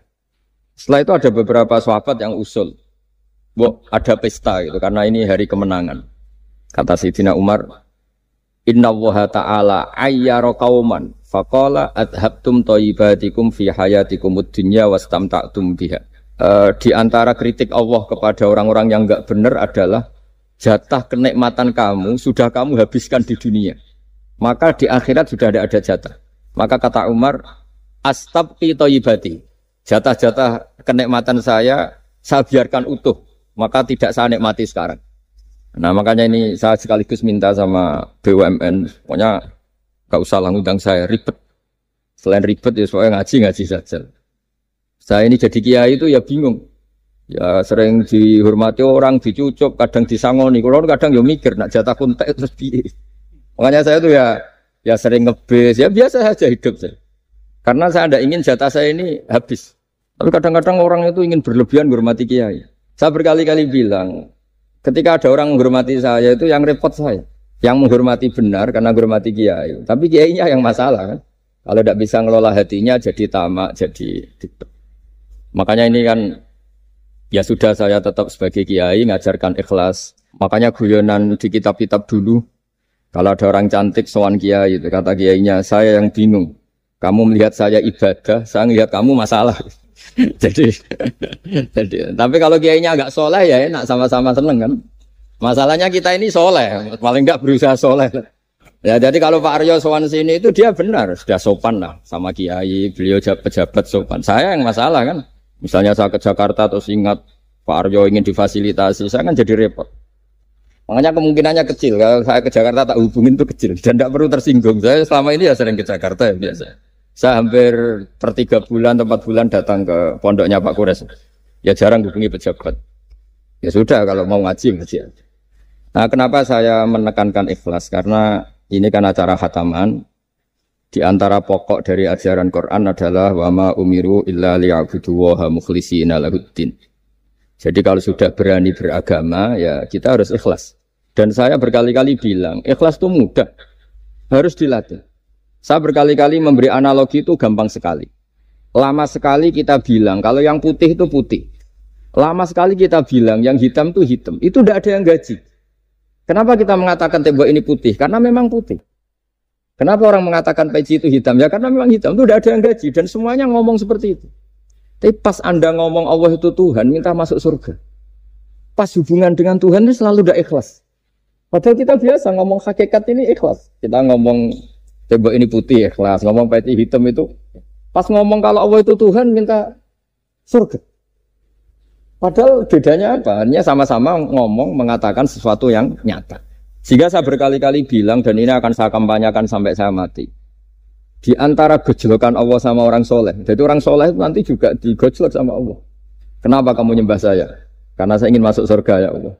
Yang satu ditanya, kenapa kamu nyembah saya? Karena saya takut neraka ya Allah. Berarti kalau saya tidak bikin surga, tidak bikin neraka, kamu tidak nyembah saya. Ya udah gitu, Gusti tempat nyembah jenengan. Tapi kadung keliwat alasannya itu. Makanya saya itu tidak pernah bilang ke anak saya gini, kamu harus syukur karena bapak dapat pekerjaan. Tidak pernah saya. Kamu harus syukur bapak punya uang, tidak pernah. Nanti syukurnya nunggu bapak punya uang. Kalau nggak punya uang, nggak bapak ribet. Maka ini yang bupati, yang pejabat tidak usah syukuran. Syukuran bapak naik pangkat, bapak direktur BUMN. Nanti kalau enggak sudah pensiun, sudah syukurnya hilang. Nah, karena ini kan ngaji sama kiai, ya saya ajarkan khas kiai. Saya sampai sekarang ya tidak nikmati kebesaran nama saya atau apa. Karena tadi memang harus dilatih. Kalau kita bisa mengatakan putih itu ikhlas, tanpa tekanan, tanpa imbalan. Kenapa pas mengatakan Allah Tuhan harus minta surga? Padahal Allah itu tetap Tuhan meskipun tidak menciptakan surga dan nah dari pemahaman seperti ini para mufassir itu tahu kualitas kalimat fattaquni ya ulil albab. Takutlah kepada saya. Jadi kualitas kata fattaqun naro sama fattaquni itu bagi orang-orang hakikat lebih takut kalimat fattaquni. Kata orang-orang tasawuf neraka itu nanti, itu pun kita tidak mesti masuk. Tapi kalau Allah sekarang pun sudah ada. Jadi kalau cara berpikir orang tasawuf gini, ini karena Pak Bima mesti gak pernah belajar tasawuf, karena belajarnya nyari uang. Jadi makanya ini tak ajari cari tasawuf. Tadi sudah tak gojlok, harus ngapalkan Quran katanya. Kalau cara berpikir tasawuf itu gini, surga dan neraka itu muajjalah, itu nanti. Kamu nyembah Allah ingin masuk surga. takut menghindari maksiat atau takut sehingga tidak maksiat karena takut neraka. Dan surga itu simbol ridhonya. Neraka simbol bencinya, suktunya Allah. Terus kata orang-orang tasawuf cara berpikir, Allah itu sudah ada sekarang. Mulai dulu sampai sekarang Allah sudah ada. Kalau Allah sudah ada berarti Allah sekarang ya bisa berstatus ridho ke kamu atau berstatus benci ke kamu. Kenapa takutnya nanti? Wong Allahnya sekarang kok takutnya? Ya sekarang juga. Kamu harus amal tuh nakdan. Nakdan tuh cash. Allahnya ada sekarang ya ibadahnya harus ada sekarang.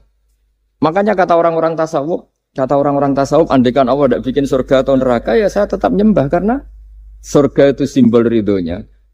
Bahwa surga itu nyata ada, ya nyata ada. Dengan segala fasilitasnya itu nyata ada. Tapi bahwa surga itu tetap kamu masuk surga karena cari ridhonya Allah. Kalau Allahnya sudah ada, berarti ridhonya sekarang sudah ada. Harus kamu cari sekarang, jangan nanti. Sehingga kadang-kadang orang yang ingin masuk surga itu ya kelasnya kelas amatir. Masyhur itu. Ada seorang wali masuk surga ketemu Allah ditanya. Karena wali ini biasa mensyafaati murid-muridnya. Ya Allah, kenapa murid-murid saya tidak kelihatan sowan jenengan? Murid-murid kamu ingin masuk surga karena ingin makan enak, punya bidadari cantik-cantik itu di sana. Tapi mereka lupa saya. Jadi akhirnya di surga tapi nggak ketemu Tuhan. Karena inginnya ya sudah trauma punya istri jelek, cerewet. Banyak loh orang yang masuk surga itu yang agak kacau.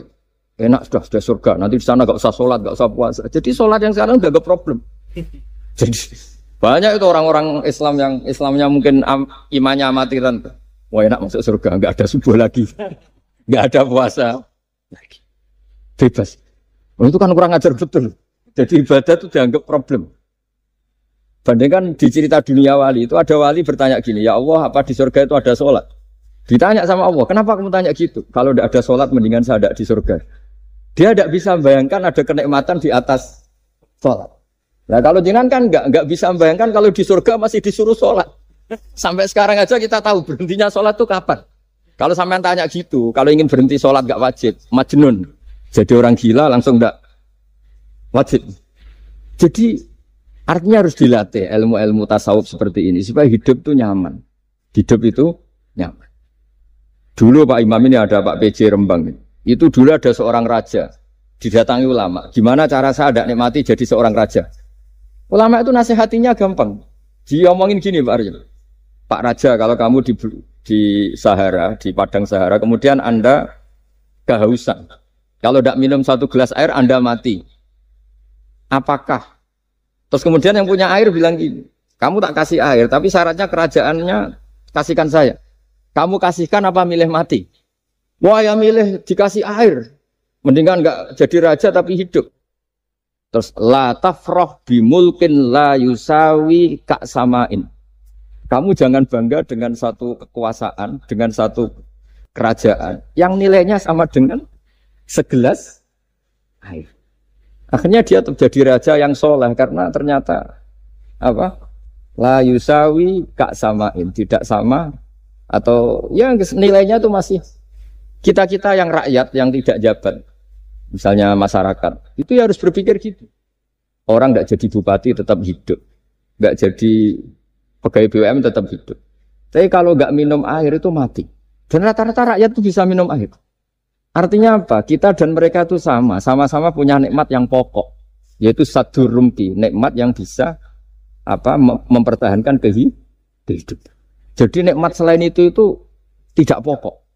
Sehingga orang itu bisa jadi wali. Jadi ini resep jadi wali. Jadi wali itu udah harus tirakat dalail, terus gak pernah makan nasi itu enggak, itu keberatan. Jelas sebagai BUMN enggak mau itu, mesti enggak mau itu. Mesti enggak mau. Ya enggak mau ya enggak bakat. Jadi udah pasti enggak mau. Karena ini saya tahu banyak tentang beliau. Pak Arya itu bin selamat. Dulu abahnya itu ditobatkan Gusmi, dimengertikan agama oleh Gusmi. Karena beliau ingin tetap mencintai Kiai, korbannya saya karena Gusmi meninggal. Terus mahabbahnya diarahkan ke saya. Tapi saya berdoa supaya diarahkan ke banyak kiai lah, supaya saya tidak jadi objek sasaran. Nanti juga repot ini. Saya itu sering disewani orang dari Kalimantan, Sulawesi, saya ingin idolakan jenengan, saya ingin dekat dengan jangan. Ya sudah lah, pakai kiai lokal di sana aja. Jadi sampai tidak ganggu saya, terus kiai lokal di sana juga tidak mahjub oleh saya. Kata saya. Saya teruskan. Jadi dulu para raja itu dilatih oleh ulama. Termasuk dilatih begitu. Kamu punya kamar 1000, kalau tidur per 5 menit ganti kamar. Karena eman sudah dibikin kok nggak dipakai. Nggak juga, punya kamar 1000 yang dipakai hanya satu. Ngapain punya 1000 yang dipakai hanya punya baju satu lemari, yang dipakai hanya satu. Apa mentang-mentang bajunya 5 terus pakai rangkepan sampai 5. Punya mobil 5 yang dipakai ya. Jadi orang dulu itu dilatih sebegitu. Sehingga dulu itu tidak ada raja kecuali punya penasehat. Zaman belum Islam ada resi, kalau setelah Islam ada ulama. Sehingga mereka bisa menertawakan kerajaan. Maksudnya dianggap biasa. Ada seorang raja ditanya ulama, khas seorang raja itu apa? Merintah tidak bisa diperintah. Terus si ulama ini tiap pagi itu datang ke atas gunung, cari tempat paling tinggi terus mutolaah kitab. Setelah mutolaah kitab ya wasik ya. Kayak saya kalau belajar ya asik. Ngalang-ngalain jagungan sama pegawai BUMN kalau saya sudah belajar. Terus dia bilang, enaknya apa jadi raja? Saya di sini nggak ada yang memerintahkan saya. Berarti saya dengan raja sama. Dan kelebihan saya juga tidak ada yang ganggu. Kalau raja masih banyak yang ganggu. Artinya bisa mengolah. Kalau sekarang enggak. Banyak kiai yang melihat pejabat itu kayak gimana. Wong kok mulyane ngono. Buka pintu aja enggak pernah. Mulyane kayak gitu. Yang jenis ini dia rugi. Sudah iri. Enggak punya kenikmatan sendiri. Ulama dulu itu bisa mengelola kenikmatannya sendiri. Dengan cara seperti itu. Makanya masyhur Sayyidina Ali itu kalau malam. Itu diantara sebab beliau tambah dekat sama Allah. Itu diantara wiridannya itu bukan kayak wiridan kita itu enggak. Wiridannya begini. Ya Allah, kafani izzan an takuna li robban wa kafani fakhran an akuna laka abdan. Saya sebagai manusia ini sudah sempurna. Punya Tuhan engkau. Tuhan yang maha dahsyat, maha top. Kayak apa nyesalnya saya kalau punya Tuhan hanya sebuah batu. Hanya pahatan batu. Atau Tuhan yang mati, atau Tuhan yang kelaparan. Wa kafani fakhran an akuna laka abdan. Dan saya ini bangga karena jadi hambamu. Jadi orang dulu itu nyembah Allah itu tidak harus dengan kalimat subhanallah akbar. Tapi punya kesimpulan yang menjadikan mereka ini nyaman dengan Allah. Abu Yazid Al-Bustami itu diangkat jadi wali setinggi-tingginya. Itu diantaranya, kalau wiridan bilang gini. Ya Allah, kenapa engkau ngasih makan saya? Ini aneh. Kenapa engkau ngasih minum saya itu aneh. Di mana-mana orang memberi itu ada kepentingannya. Misalnya majikan, bayari karyawan karena ada kepentingannya. Malah kalau di fikih itu agak absurd. Fikih itu hubungan suami istri itu agak kacau kalau dalam fikih. Lelaki itu tidak wajib nafkahi istrinya kalau tidak ngasih. Jadi kayak agak-agak transaksi. Dan istrinya punya hak nggak mau diajak kalau nggak dikasih nafkah. Jadi makanya dulu Mbah Mun tuh kalau ngajar saya fikih itu ngajari wong perhitungan. Jadi maksudnya wong ambek bojo kok perhitungan. Tapi di mana-mana hubungannya orang tuh begitu. Wong kenal kiai, nak orang meloro kiai diatur ngene iki ora marem.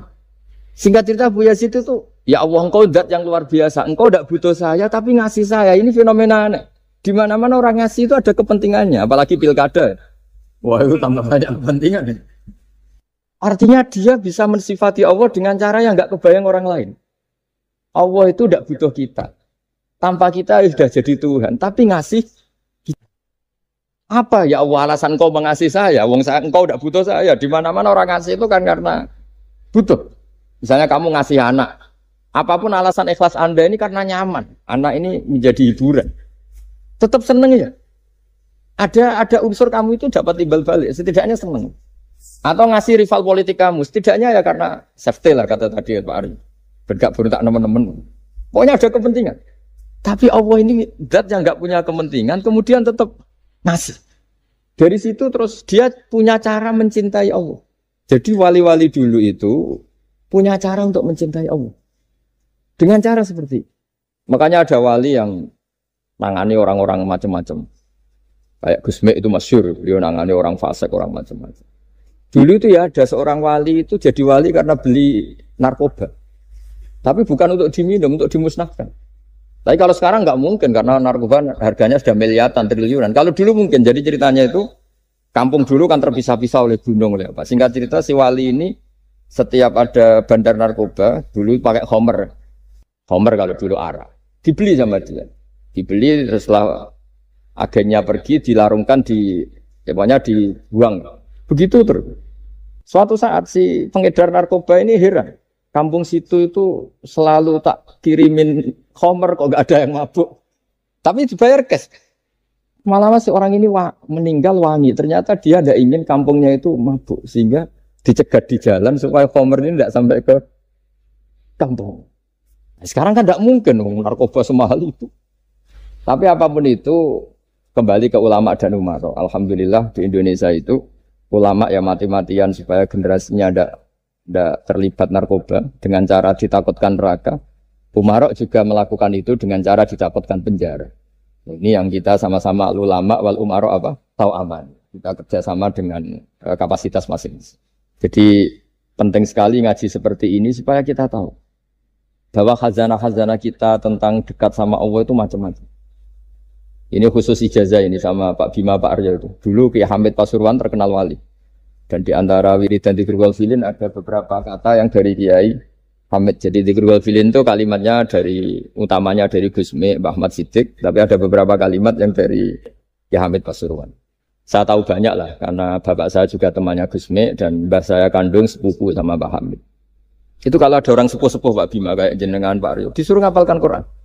Ya mereka protes. Masa saya hafal, Pak? Sudah lah pokoknya ngapalkan. Ada yang 2 juz mati, 1 juz mati. Karena ya sudah sepuh. Suatu saat ada ulama yang tanya, kenapa Mbak Hamid? Biar kamu dalam perjalanan di dunia tercatat ini bercita-cita hafal Quran. Sehingga kalau mati berstatus man salaka thoriqan yaltamisu fihi ilman sahalallahu lahu thoriqan ilal jannah. Orang yang mati berorientasi ingin ngaji. Tapi kalau kamu tidak punya orientasi ngaji kan di otak kita andaikan direkam Allah. Loh, coba hati kita andaikan direkam Allah. Ingin kaya, ingin punya gunung, ingin punya Alphard, ingin punya ini itu. Coba kalau itu nanti disetel di akhirat. Tapi kalau kamu ingin ngapalkan Quran kan setidaknya pas disetel ya keren. Ingin hafal Quran meskipun tidak hafal-hafal gitu. Ingin hafal itu. Meskipun nanti kalau malaikatnya drengki ditambahin meskipun. Tapi insya Allah mereka tidak ada yang drengki. Tapi andaikan kita nanti tidak punya cita-cita ngaji, itu rekaman kita itu. Ingin mapan, ingin kaya, ingin menguasai dunia. Betapa malunya kita kalau rekaman itu kita dengar di depan Allah. Padahal nanti niat ini yang dihitung. Faman kanat hijratuhu ila Allah wa rasulih fa hijratuhu ila Allahi wa rasulih. Orang yang orientasinya hijrah. Hijrah itu meninggalkan yang buruk menuju yang lebih baik. Hanya untuk Allah dan Rasul, maka ya dihitung ke sana. Jadi misalnya Pak Bima, Pak Aryo ngapalkan Quran, hafal-hafalnya. Tapi berarti perjalanannya ini mencari ridhonya Allah, itu ditulis. Tapi kalau kita orientasinya ingin mapan, ingin sejahtera, ya ditulis. Ini ingin punya rumah 2, ingin punya rumah di berbagai provinsi. Ini coba kalau itu nanti direkam. Terus ditanya Allah, inginnya kamu apa sih di dunia? Dan itu bisa menjadi status kita. Ngeri kan? Kita ketemu Allah dengan status tidak pencari Allah dan Rasul, tapi pencari kemapa? Itu cara Mbah Hamid untuk mendidik supaya orang itu orientasinya kepada Allah dan Rasul. Disuruh ngapalkan. Ini Pak Aryo cerita, bapaknya hanya disuruh ngapalkan apa? Rabbana dalam urusan. Itu semalam enggak hafal. Dan alhamdulillah enggak hafalnya ditiru anaknya. Susahnya kemarin pas ngaji sama saya di kamar saya, saya punya kantor di depan rumah saya. Ya enggak hafal-hafal. Benar-benar konsisten. Jadi dulu bapaknya itu ketemu Gus Mek di hotel, dia ajarin semalam enggak hafal. Akhirnya hafal. Ya, tapi nunggu sekian tahun mungkin. Jadi yang penting, jadi ulama dulu itu pinter cara menuntun umat menuju Allah dan Rasul. Diajarin. Akhirnya ada dzikrul ghafilin. Penting orang itu menuju Allah dan Rasul. Setidaknya kalau direkam itu nanti saya ingin ya Allah dapat ridhomu. Kalau malam ilahi anta matlubi. Ilahi anta maqsudi wa ridhoka matlubi. Meskipun semalam hanya dilafadzkan sekali, setidaknya Allah mencatat, ya Allah engkau yang kami cari, ridhomu yang kami cari. Kalimat itu kalau terulang-ulang itu menjadi mental dan lama-lama jadi status. Daripada sebelum tidur, kapan ya sugih. Jare Pak Bima kapan gak jadi anak buah. Kok nanti yang menteri ya mikir, semoga gak kena reshuffle. Gitu terus pikirannya. Nah ini kan kalau ngaji saya menyinggung, yang salah ada saya, sing ngongkor ngaji sopo. Saya makanya saya santai saja. Sampean kecewa malah bagus karena ndak ngel-ngelo saya lagi. Saya dalam hal ini itu anut mazhabnya Imam Syafi'i. Imam Syafi'i itu, saya punya kitab, namanya Diwanus Syafi'i. Itu kalau orang tidak senang itu paling bagus menurut saya. Pak Imam Syafi'i, separuh kampung tidak senang jenengan. Ya bagus lah, kalau nggak senang tidak akan utang duit, nggak pinjam mobil. Wong nggak senang itu kan nggak mungkin pinjam uang. Saya pernah ketemu seorang bupati, cerita ini. Ya, perlu saya sebut. Bupati aktif. Setelah saya cerita ini, terus Gus saya ingin ketemu jenengan 4 mata. Setelah ketemu saya lucu. Saya akan cerita. Di antara wasiat bapak saya itu unik banget. Ngelola wong gedeng enak. Sing ribet itu ngelola wong seneng. Jadi ngelola orang benci itu mudah. Yang ribet itu ngelola orang seneng. Itu mahal sekali. Itu dulu saya tidak paham. Bareng kenal wong seneng ngel-ngel no.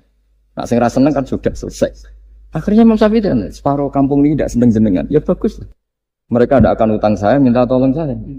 Artinya orang dulu itu jadi yang senang dikelola untuk teman kebaikan, yang nggak senang dianggap menjadi harga itu murah. Singkat cerita terus bupati ini datang ke saya cerita. Yang jelas nggak bupati Rembang, nggak ada usaha. Cerita di bawah beduk. Cerita, iya Gus. Rival politik saya ketika saya kalahkan itu selesai. Tapi mitra politik nanti saya kira berper. Jadi orang dulu itu segampang itu ngelola kehidupan. Artinya yang seneng ya penting, kita butuh mitra. Yang gedeng ya nggak apa-apa lah. Barokahnya gedeng itu tidak ganggu Anda kan. Asal sing gedeng aja dukun santet ribet itu kalau nanti. Ketika Imam Syafi'i diceritain orang yang tadi nyium tangan jenengan, yang sama jenengan diluk hormat, di luar itu memaki-maki jenengan. Kata Imam Syafi'i, bagus lah. Berarti saya wibawa, di depan saya ada berani. Jadi beliau seenteng itu melihat dunia. Jadi orang dulu itu, makanya mereka gampang jadi wali karena radhiyallahu anhum wa radu. Jadi orang yang melihat Allah itu sudah ridho, ya sudah. Nabi Musa itu kekasih Allah, kalimullah. Itu orang Israel. Itu yang gedeng yang ngel-ngel, no. Yang seneng yang ngel-ngel, no. Malah paling ribet kalau ngadepi orang Israel. Singkat cerita Nabi Musa itu bilang gini, ya Allah, kasih saya ijazah. Yang dengan ijazah itu orang terbungkam semua, tidak bisa ngeritik saya. Tidak bisa mencibir saya, tidak bisa ngata-ngatain saya. Jawabnya Allah itu lucu. Ya Musa, hadza syai'un lam asna'hu li nafsi, fa kaifa asna'hu bika. Aku pangeran sing salah paham akeh, pemen aku itu mau nabi. Aku iku pangeran sing salah paham mbek aku akeh. Jadi saya ini Tuhan. Yang cara pandang tentang saya keliru itu saja banyak, apalagi kamu. Mestinya saya yang terbebas dari disalahpaham. Padahal Nabi Musa aku itu pangeran, darani anak di bojo, ono sing darani aku fakir, ono sing darani aku kikir, macam-macam. Orang Yahudi itu kalau rezekinya baru sempit itu bilang ini Tuhan kikir sekali. Sampai laqad sami Allahu qala alladziina qalu innallaha fakir. Pejabat juga gitu, kalau salah kebijakan juga dihujat. Ini tidak mensejahterakan rakyat. Itu kalau lapor Allah jawabannya gitu, kamu pejabat salah paham ribet, saya Tuhan saja disalahpahami. Jadi orang dulu itu segampang itu ngelola hubungan dekat dengan Allah. Jadi pakai rasa. Jika Ki Hamid Pasuruan itu ngijazai orang-orang sepuh, ada yang dikasih wiridan, disuruh ngafalkan, nggak hafal. Nanti misalnya mati kok belum hafal, statusnya ini penghafal wiridan, kan bagus. Daripada ngapalkan, saya ingin punya rumah kayak yang di Singapura. Berarti Anda menghafalkan bentuknya, pernak-perniknya. Bila perlu Anda menghafalkan nomor arsiteknya siapa. Masa Anda hafal tentang cari ridhonya Allah, hafal bangunan milik orang lain. Dan bayangkan punya. Kalau Anda mati pas seperti itu, berarti tujuan kamu ya untuk seperti itu. Itu famangka ada di hijratu ila dunya, yusibuha awimro'atin yang tibuha fa hijratu ila ma'hajaru ilaih. Jadi nanti kita mati itu distatuskan sesuai komitmen kita ingin apa. Itu status kita. Berarti kalau kita ingin punya rumah mewah kayak yang di Singapura, kayak yang di Amerika, kayak di Eropa, itu terekam di otak kita. Terus kita ngapalkan arsiteknya namanya siapa, itu di rumah mana. Terus kita ngenangan ada arsitek yang kita bawa ke sana supaya niru. Untuk kita loh, untuk pribadi. Nggak tahu saya kalau nanti untuk negara. Nanti dibantah BUMN. Untuk negara gimana? Mungkin masih mendingan kalau untuk negara. Kalau untuk pribadi, singkat cerita akhirnya kiai-kiai dulu itu bikin gerakan hafal Quran. Sama orang-orang sepuh yang jelas secara lahir nggak akan. Tapi butuhnya adalah ini sudah punya perjalanan menuju ini. Menuju ini yang nanti menjadi status. Jadi misalnya Pak Imam ini PJ Rembang beberapa kali ngaji misalnya. Statusnya gitu. Ini ngaji sama Gus Baha, ini ngaji sama siapa. Ditulis dan itu statusnya karena keinginannya memahami itu. Ya dunia sampai lewat saja. Tapi kalau kebalikannya, urusan dunia detail, arsiteknya siapa, bangunan gini habis berapa, kalau kurs rupiah berapa, untuk pribadi. Itu detail. Pas urusan ngaji sekenanya, kadang sampai punya guru aliran sesat apa nggak tahu karena pas urusan akhirat sekenanya, akhirnya sedapatnya. Ternyata ada guru, ada kiai tapi dukun. Saking sekenanya urusan akhirat, tapi kalau urusan dunia makanya banyak orang ditipu oknum ya. Oknum yang sebenarnya agak kiai tapi ngaku kiai, sebenarnya dukun. Itu saya kadang ya seneng. Senengnya itu betapa mereka diingatkan. Urusan dunia nggak pernah ketipu, kok urusan akhirat ketipu. Berarti apa? Urusan dunia detail, urusan akhirat nggak detail. Sampai dukun bermacak kiai saja sudah bisa nipu. Sementara kontraktor asing yang mau nipu tidak bisa karena dia ngerti detail jejak rekamnya apa gitu. Tapi kalau nyari kiai sekenanya, ini tidak nyindir ngomong fakta. Ya cobalah itu diangen-angen lagi. Terus ini yang terakhir, ini khusus pada teman-teman saudara-saudara kita yang nangani khatamannya Gusme. Saya tadi ngasih naskah ke Pak Aryo supaya sampai ke beliau-beliau. Saya yakin beliau-beliau sudah punya, tapi supaya ini tambah mantap bahwa kita saling menguatkan. Ini saya baca ya. Ini kitab yang dipakai referensi tim lajnah penerbitan mushaf Arab Saudi dan seluruh dunia, termasuk saya. Jadi tradisi khataman kita, tadi kan kita bicara khataman. Ya saya ulang lagi, tradisi khataman kita itu kan justru ditutup dengan wa ulaika humul muflihun, ya. Jadi tidak minal jinnati wan nas, tapi diakhiri wa ulaika humul muflihun. Jadi khataman kita misalnya minal jinnati wan nas, biasanya yang baca Quran terus baca Fatihah, terus awal Baqarah sampai wa ulaika humul muflihun. Nah, tujuannya adalah supaya kalau khatam itu memulai lagi. Ya, kalau langsung an-nas minal jinnati wan nas berarti dia bangga dengan berakhirnya baca Quran. Pertanyaannya, dengan Anda ketemu Allah, seneng ya jagungan mau aku sebar. Betapa buruknya kita jadi hamba. Kayak kita dulu ketika ngaji. Nah, baru hure ngajine wis bar. Berarti nganggep guru problem. Makanya bangsa Indonesia itu ya agak lambat pinter karena sekolah juga dianggap problem. Pas masuk merengut, waduh sekolah. Pas bubar seneng, waduh sekolah. Jangan-jangan kita sholat juga gitu, ono adzan, waduh adzan. Jadi ini belum makam wa qurratu aini fi sholat. Padahal cirinya orang baik itu menikmati sholat. Ciri utama suka ilmu ya nikmati pelajaran. Enggak, ini pelajaran bareng guru. Waduh, udah gitu matematika lagi. Waduh. Nah, kita baca Quran harusnya asik. Karena di situ munajat sama Allah. Ketika selesai harusnya nyesal. Waduh, baru asik sama Allah kok sudah selesai. Dan Allah punya alasan untuk menyalahkan kita. Karena kita misalnya baru seneng-senengnya pacaran misalnya. Kan tidak mau akhir. Kenapa pas seneng Allah seneng berakhir? Nanti kalau kamu ditanyakan gitu tidak bisa jawab. Nah, pakai analogi itu makanya jangan pernah merasa akhir kalau baca Quran. Minal jinnati wan nas, terus baca Fatihah, terus memulai lagi. Wa ulaika humul muflihun. Sebagai bukti ya Allah, ini khataman sementara. Tapi saya akan berlanjut lagi, terus dimulai betul. Jika ijazah kiai-kiai kuno kalau orang haji atau umroh itu supaya kuat haji lagi, kalau ijazah kiai kuno itu sederhana. Disuruh ngomong gini, Bah, ini saya mau pulang, nilai rumah. Nanti kesini lagi, ya gitu. Udah, Pak. Jangan setelah selesai ibadah haji seneng karena mau pulang. Berarti ibadah dianggap problem, rumah dianggap segala-galanya.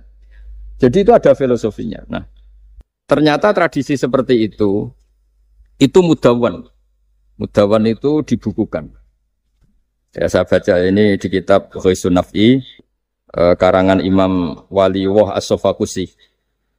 Saya baca saja. Nanti yang ngerti bahasa Arab biar diartikan sendiri, yang nggak ngerti nanti saya bantu. Takmilun. Nah, ini khusus para hafid tadi yang ikut khataman, mohon didengarkan. Takmilun.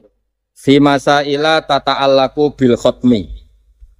Al-ula sabatan nasu anil maki min riwayatil bazi wa kumpul wa ghairihima annaman qara'a wa khatama ila akhirin nas qara'a al-fatihata ilal muflihun min awalil baqarah wa sa'al amalu bihadza fi sa'iri biladil muslimin.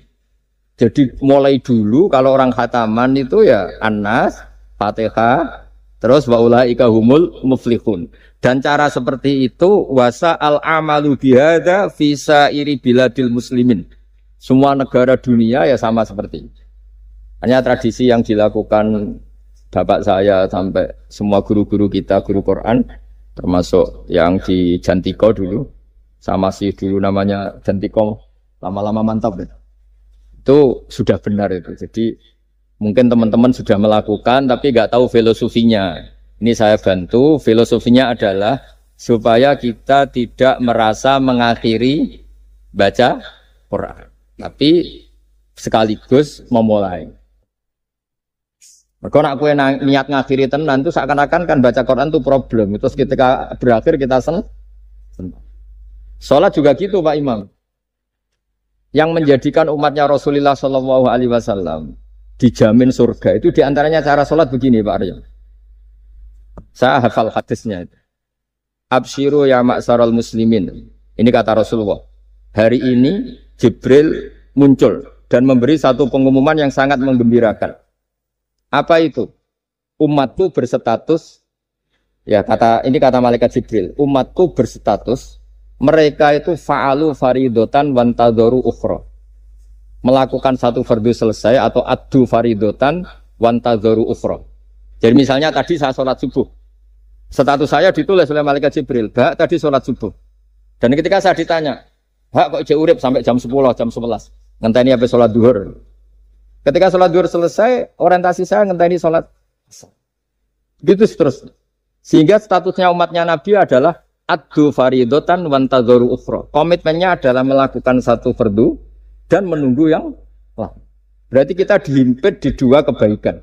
Kebaikan sudah kita lakukan dan kebaikan yang lain kita cita. Kita sekarang ngasih anak yatim. Di hati kita juga ingin mengasih lagi. Ngasih orang miskin juga gitu. Begitu juga kebaikan-kebaikan yang lain. Sehingga kita dihimpit di dua apa? Kebaikan. Kebaikan yang kita lakukan dan kebaikan yang kita angankan ya atau kita cita-cita. Ya sudah begitu. Sehingga dengan cara seperti itu orang Islam itu nyaman. Bayangkan kalau kita berstatus punya rumah dan punya rumah lagi. Ingin punya mobil lagi. Berarti sih satu sih minat dunia wa ilat dunia. Minat dunia ilat dunia. Itu kalau pas mati, pas khayalnya begitu. Allah posisinya di mana? Ya ini sudah siap ya, setor ya, Ataman. Siap. Ya, siap. Siap Pak Bunga ya? Ya, siap. Sampai berapa juz rencana? 30 tuh. 30. Sampai 30 juz apa juz 30? Juz 30 dulu. Jadi sampai segitunya guru-guru kita memandu. Makanya terus dilatih dzikrul ghafilin, dilatih apa supaya kalau kita biasa pergi kembali misalnya, rombongan kembali, mungkin kita istighfar. Buat sekali-kali rombongan datangin khataman Quran, datangin acara-acara sehingga ada perbandingan. Nah, setidaknya saat kita salah itu tidak status, tapi zallah bawaan manusia. Tapi status kita adalah faman kana hijratuhu ila Allahi wa rasulih fa hijratuhu ila Allahi wa rasulih. Nah, kemudian kenapa itu menjadi perilaku masif di seluruh dunia? Kalau khataman justru ditutup oleh awal Baqarah. Kan agak aneh khataman kok ditutup dengan permukaan atau permulaan. Ya. Itu terus beliau ini di beberapa kitab diterangkan anna rajulan qala ya Rasulullah ayul a'mali afdalu. Amal terbaik itu apa ya Rasulullah? Qal alaika bil halil murtahil. Terus wa ma halul murtahil? Qal sahibul Qur'ani kullama khalla irtahala. Amal terbaik itu adalah amal setelah selesai ingin melakukan lagi. Apa itu? Orang yang menghafalkan Quran atau membaca Quran atau khataman Quran setelah selesai langsung dimulai lagi. Nah, ini di sini diartikan kullama faragha min khutmatin syara'a fi ukhra. Jadi satu khataman selesai kemudian lanjut lagi. Ya kan kalau kita misalnya orang kaya ke Singapura wisata. Kan langsung mungkin sudah punya brosur lagi, mungkin mau ke New Zealand atau kenapa pas urusan khataman ndak gitu. Jadi manusia itu yang benar gitu. Jadi ya kira-kira gitu. Jadi ini teman-teman yang sedang khataman bahwa perilaku Anda sudah benar. Memang mulai dulu zaman Rasulullah SAW sampai sekarang memang justru khataman itu ditutup dengan wa ulaika humul muflihun sebagai bentuk komitmen kita bahwa kita ingin memulai, bukan berakhir di situ. Saya kira demikian. Assalamualaikum warahmatullahi wabarakatuh.